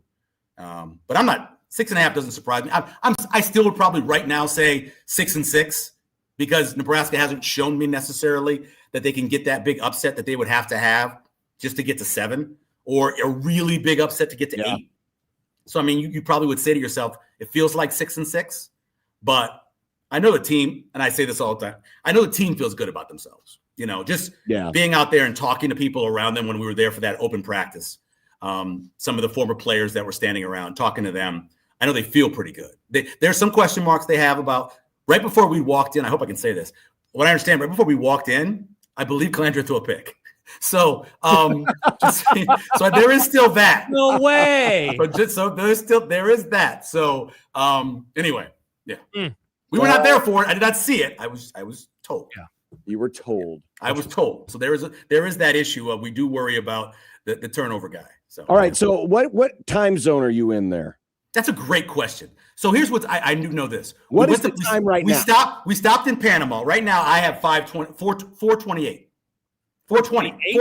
I have 420. I always forget. Did I tell you about my computer that I have from NRG? Usually people in charge of 420 do forget what things are. Yeah. So I told you this guys before, but my computer, because the NRG computer I have constantly moves up and faster and faster and faster, and I can't change it because I don't have administrative protocol. So now it says 428 on it. It's 8 minutes fast. But so we got to Panama. Panama was the same time as Central Time, but I don't believe they have daylight savings time here. So I think that's why we are an hour behind you guys, because you we're are on the in regular Central Standard Time. Standard Time, exactly. Which I would just call Mountain Time to be less confusing. But yes, yeah, you are. For you guys, why we need to stop changing the damn time back. That's why I checked with Josh before, just to make sure. Although he made fun of me, well, I was just confused. I was like, did he get kidnapped by aliens? I told you I was coming here. I told you I was here. I know, I forgot. Got pictures all up on social media of Miles drinking his first pina colada. Oh, that's exciting. I missed. Yeah, it was. Yeah, he's. Do you like it? Do you like it? He had a second. Nice. Because somebody walked over and bought him a second one because we told him that was his first drink, and so somebody got him another one with a big pineapple pina colada. Awesome. Yeah, and then we went in the ocean, and he got bounced around in there. So I think he's doing all right. I think he's gonna be sleeping pretty soon. Oh yeah. Oh yeah. He will be asleep. So yeah, but yeah. All right. Well, what's for dinner? What are you guys gonna eat? So they just ate, believe it or not, KFC. Let me tell you why. The disappointment. Let me tell you why. Okay. So we had a big home cooked breakfast before we went out, right? Miles ate at the hotel place where we were. He had a giant Polo Loco sandwich. I took a picture of it. It's online. It's giant. He ate that. We're coming back. We got to hurry up and get back for this. And we don't have time to go to Hako or whatever it's called up the road. So we just hit KFC real quick. I personally am not having KFC because I don't eat meat for Lent. I'm actually having these really cool, it's like an egg roll, but it's like a seafood roll that they sell down here that I got to throw in the fryer and eat. So that's what I'm having when I'm done with this. All right. They're Ming Mama something they're called. Because I guess Mama somethings. I'm looking forward to it. All right. Yeah, well, but they had KFC. It's right down the road, dude. They got a KFC, a Starbucks, because this is the home of Starbucks because of where they grow the beans. Yep. And then there's a Subway, all right there next to each other. And but last night we went to a beautiful restaurant in this little town up the road. I had a red snapper that was a whole red snapper, and they make pizza, fresh made pizza right there in front of you, in front of this brick oven. It was nothing like enjoying the red snapper. I love a good red snapper. Huge fan. Yes, much better than a blue waffle. Do Always. not, for all the new listeners in central Nebraska, do not Google it. Don't Google blue waffle. Don't Google it. Never. Don't Google it. Don't do it. Don't do it. Definitely don't do it on a Probably work shouldn't computer. Google red snapper either. Just No, you can Google that. I know what's going to come up for Keep that. safe search on. safe. I know it's going to come up. You're going to actually get a fish. Indeed. Yeah. All right. Well, thanks, Michael, for joining us. Bye, even though you're on Michael. vacation. All right. Appreciate See you it. guys. Bye-bye. There you go. Michael Severe Monday. Incredible. Yeah. For some reason, I had his trip to Costa Rica a week later. Yeah, I forgot. I apologize. I forgot. That's all right. I forgot. He's good. Yeah. He's all good. Yeah. He didn't want to be outside anyway. Nah, he's fine. Probably walk outside and he was like, I'm melting. Yeah, he wouldn't like that. It's cold here. He'd be having a good time He'd here. be having a gay old time. Mm-hmm. All right. We've got content coming up. Yup.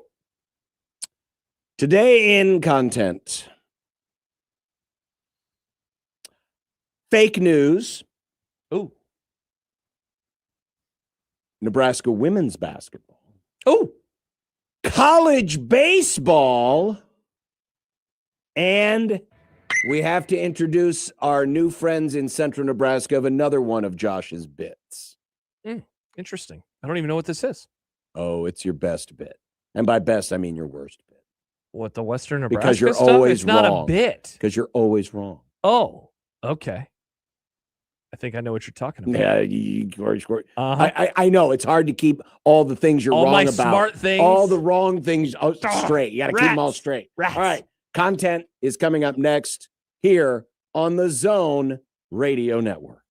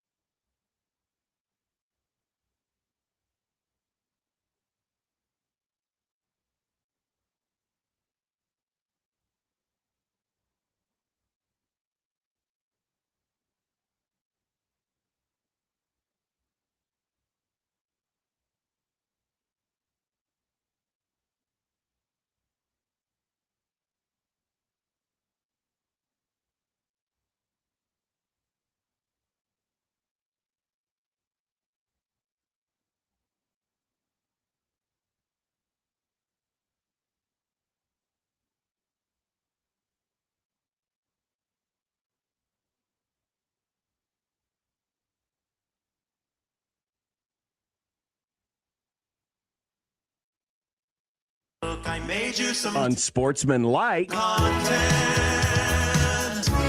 Unsportsmanlike content. Unsportsmanlike content. Content that's unsportsmanlike. Okay, Dicky. This is the segment of the Grum where we cover some items that we maybe haven't gotten to today, or revisit some items that we touched on much earlier in the Grum. We call it unsportsmanlike content because we are unsportsmanlike conduct. Get it? Nick, take it away. I love explaining our bits. It's now always important. to our new audience in central Nebraska. I would love to take it away. Oh, no. Is this where we get to explain another bit? Where John says, I thought I sent it. Jimmy Antonelli won his first Formula One race. I did send it. Look at This is a lie. Where is it, There's John? something about people from Fremont and saying, I thought I sent it. My family sometimes says that. Didn't I send that? Didn't I tell you? Interesting. It was sent.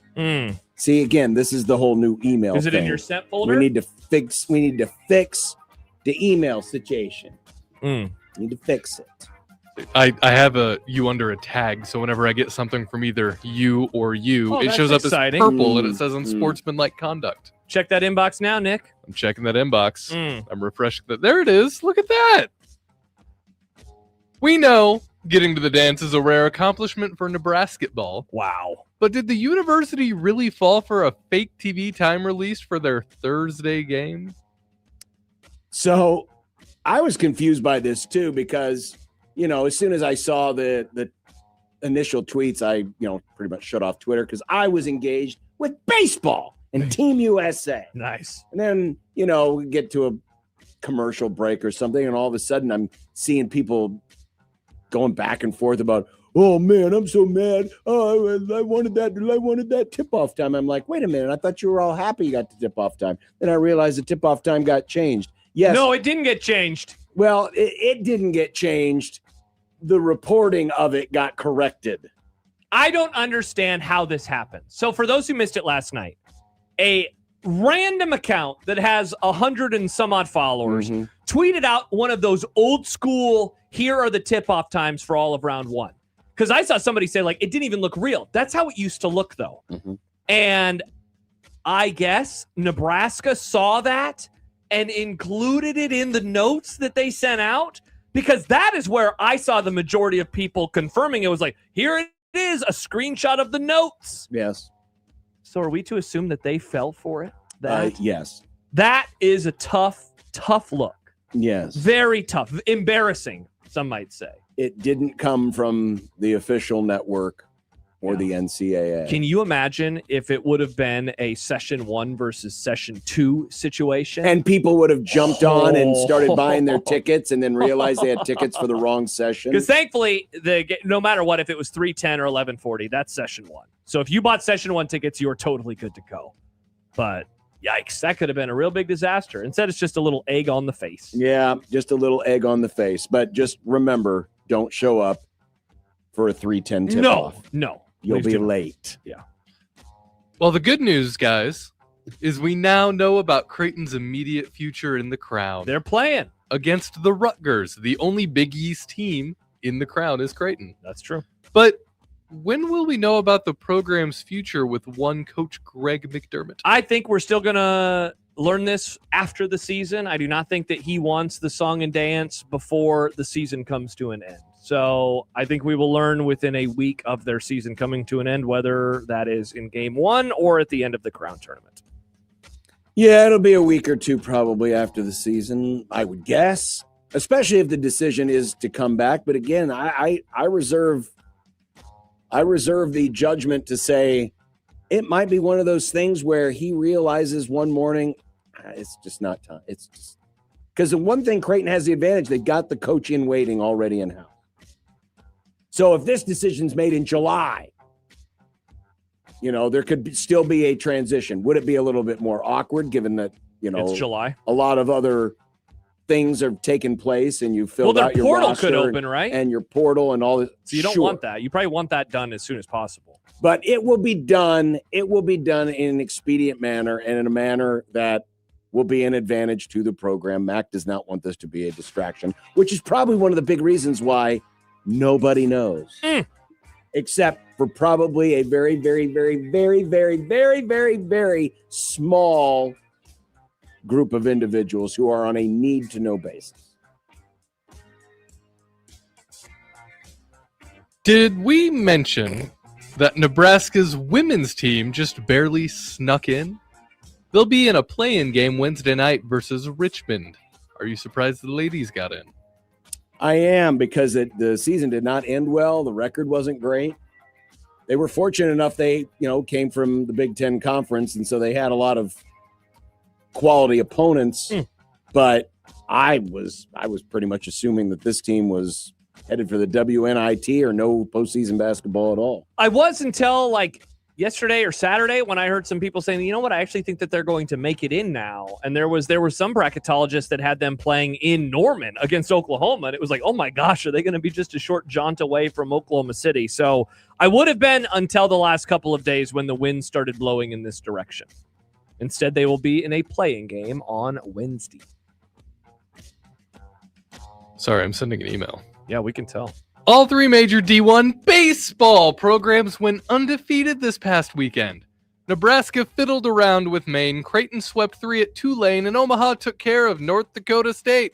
Give me some college baseball takes. Well, that means that I lost out on a predictions point, which is the thing that I care most about in these types of situations. Dummy. Good job. Congrats to the baseball teams getting ready for Omaha. 3 months from now, the College World Series will be here. And it'll be 100 degrees, which is a reminder of what it's going to be in Oklahoma City this weekend. Crazy, but Nebraska's won 8 straight, but they could have lost 2 of those games to Maine over the weekend. And Maine, by the way, not very good. Yeah, I know that. But sometimes, it's baseball. Sure. You just find a way. That's all you have to do. Just find a way. Meanwhile, the Blue Jays maybe have finally found a bullpen. Oh, really? Well, they were in 3 very snug games over the weekend and managed to prevail in all 3, including 1 in extra innings. And now they get rewarded by getting to come home to play for 1 game against Omaha and then back on the road to Miami. But this definitely helped Creighton. They needed these wins, and ended up being a good road trip, even though they lost to LSU. I'm glad they found a bullpen. That's famously something that's important for a baseball team to have. Both Stuart Mandel and Bruce Feldman put out their updated top 25 coach rankings, and Curt Cignetti led the way at number 1. Surprising, shocking even, I'm sure. And you're probably wondering where good old Call Me Matt was ranked.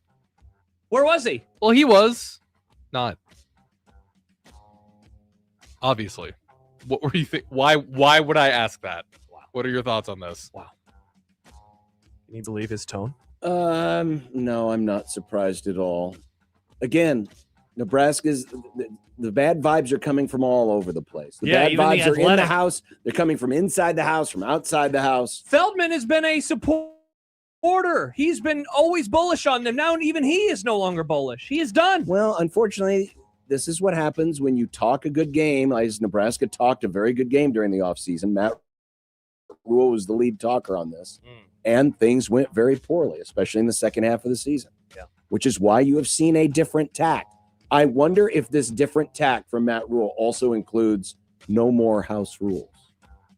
That would be quite the change. Where he really reins in, because heck, by this time last year, it felt like he was doing everybody's podcast. He was doing McAfee. He was doing all kinds of different stuff. Sharing news for the first time. This was... so far, outside of the couple of media sessions he's had in spring ball and the one he had on signing day, that's been it. Remember when a certain very handsome individual on this very show said that House Rules was going to be done? Did you? I did. Is that in the I list? believe it's in the prediction sheet. Interesting. I said this is the season of accountability for Call Me Matt. ESPN. Let me try that again. Yikes. ESPN says it's an overreaction to say J.J. McCarthy and Michael Penix Jr. are both done as starting QBs. Would you agree? I would agree it's an overreaction with Penix. I would not agree it's an overreaction with J.J. McCarthy. I think that guy is going to be a starter only if the person in front of him gets injured. I think he is going to be relegated very quickly to a backup role for the rest of his career, however long that lasts. I think Penix has a lot of talent. He just needs to stay healthy. And so they got to figure out that situation first. I definitely see him as a starter, though, for somebody. Not so much with McCarthy. I think it's an overreaction for both of them. McCarthy's played 1 year, and it was only part of 1 year. And I'm not trying to make it sound like he had this Dan Marino-esque like rookie season. Spins up. But he kind of got off to a slow start. The injury really set him back. And then, this year, Vikings weren't that great a team to begin with. Good defense, though. They weren't a great team because of him. It wasn't just on him. They won 8 games. You know that they were not the last place team in that division, and they had 0 quarterback play. They had an awesome defense. They had really good receivers. And he was a rookie. He was not a rookie this year. He was a second-year player. He was player. a rookie. He didn't play last year. Whose fault is that? Whose fault? Brittle Bones McCarthy is what they call him. Glass bones. You've paper gone skin. heel on Michigan now, too. I've gone heel on him. He stinks. Why am I going to defend this guy? He's horrible. Oh, by the way, the guy they just signed, he wasn't too good neither. Which guy? Kyler? Yes. Better than JJ. We'll see. That's a wild Put it on the list. You'd rather have Put it on the JJ than list. Kyler? JJ McCarthy will start one of the first 4 games this next season. For who? For the Minnesota Vikings. Wow. Get the tomatoes. I need you and Schaefer to do an overreaction after that week does or doesn't happen. All right, say that again, John. What is it, 16th? JJ McCarthy will start one of the first 4 games of next season for the Minnesota Vikings. Okay. The first network to reportedly bite for the NFL's new television negotiation tactic is CBS. According to sports business reporter John Arand, the network may shell out an extra $1 billion a year for the NFL, even though the current contract runs for another 3 years. Do you think NBC, Fox, and ESPN will have to pony up a similar increase? Oh, absolutely they will. The NFL's just going piece by piece, and I'm sure the other networks right now are going, oh, man, geez, look at what they did to CBS. They're going to do this to us. And they're all going to pay it. Why? Because it is the one sport, the one ring, that you're guaranteed to have a huge audience. Also, if you lose the NFL, it's to your detriment. Yes. And you will lose a lot of stuff. You will lose a lot of money. You will lose the other programming goes up because you have the NFL. Correct. So you have to do it. You have to do it. The NFL's got them by the proverbial short hairs. They do indeed. Finally, Josh, on Friday, you declared the snow would be done after Sunday. Good.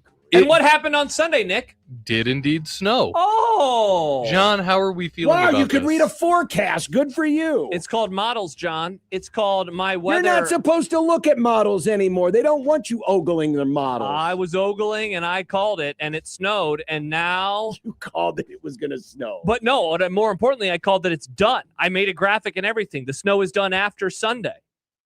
Now, for our good friends in Kearney and other Western Nebraska cities, this counts and for towns, you too. No, You're it doesn't. part of our family. You are part of our family. I care about you. I just don't care about your weather. So this doesn't matter for you. So if an acid rainstorm hits and burns people's eyes, I don't really care. I mean, that would be weird and wild. I would care about that because it would be so It's crazy. Grand Island. That's You know, like they had the Old Night of the Testament Twisters out there 45 years ago. Yeah, okay. I'd feel bad for them. 8 I'm just saying, tornadoes. the snow is done in Omaha. I don't care about Kearney snow right now. You can't do that. I can't. They're part of our listening audience. I'm sorry. And it doesn't matter whether you're counting them or not. You're going to be wrong because you're wrong about this every single year. I'm going to nail it this time. I'm very excited. I'm nailing it this time. I can't wait till it snows on spring game Saturday morning and people get stranded on the interstate because they listen to you on March the 16th. Did you just say you're excited for people to get stranded? I'm excited. I can't wait for people to get stranded. Is that what you just said? No, I can't wait Can you for their edit that, Nick, I so we can't can- wait for their anger to come back on you. Interesting. They will hunt you down and they will do something See, nasty to you. Here's what I did, John. You ready for this? I made a prediction. And you know where else you can make predictions? You can do that on Underdog. You can. Well, thankfully, you cannot do anything with the weather. But in the state of Nebraska, the entire state of Nebraska, you can play Underdog Fantasy. You can indeed, John. Use our promo code 1620TheZone. You can score $50 in bonus entries. And there are a lot of basketball games that are about to be on your television or maybe in the arena that you'll be attending in just a few days. So download it and then find whether your favorite or least favorite players going to go higher or lower on a variety of stats, points, rebounds, assists, steals, and so much more. So, Omaha, Tri-Cities, and everywhere you hear our voice in the state of Nebraska, download the Underdog app today. Use our promo code 1620TheZone to score $50 in bonus entries when you play your first $5. That's promo code 1620TheZone. All one word, 1620TheZone. Underdog, make picks, win money. Must be 19 plus and present in Nebraska. Terms apply. See assets.underdogfantasy.com for details. Concerned with your play, call 1-800-MY-RESET or visit ncpgambling.org.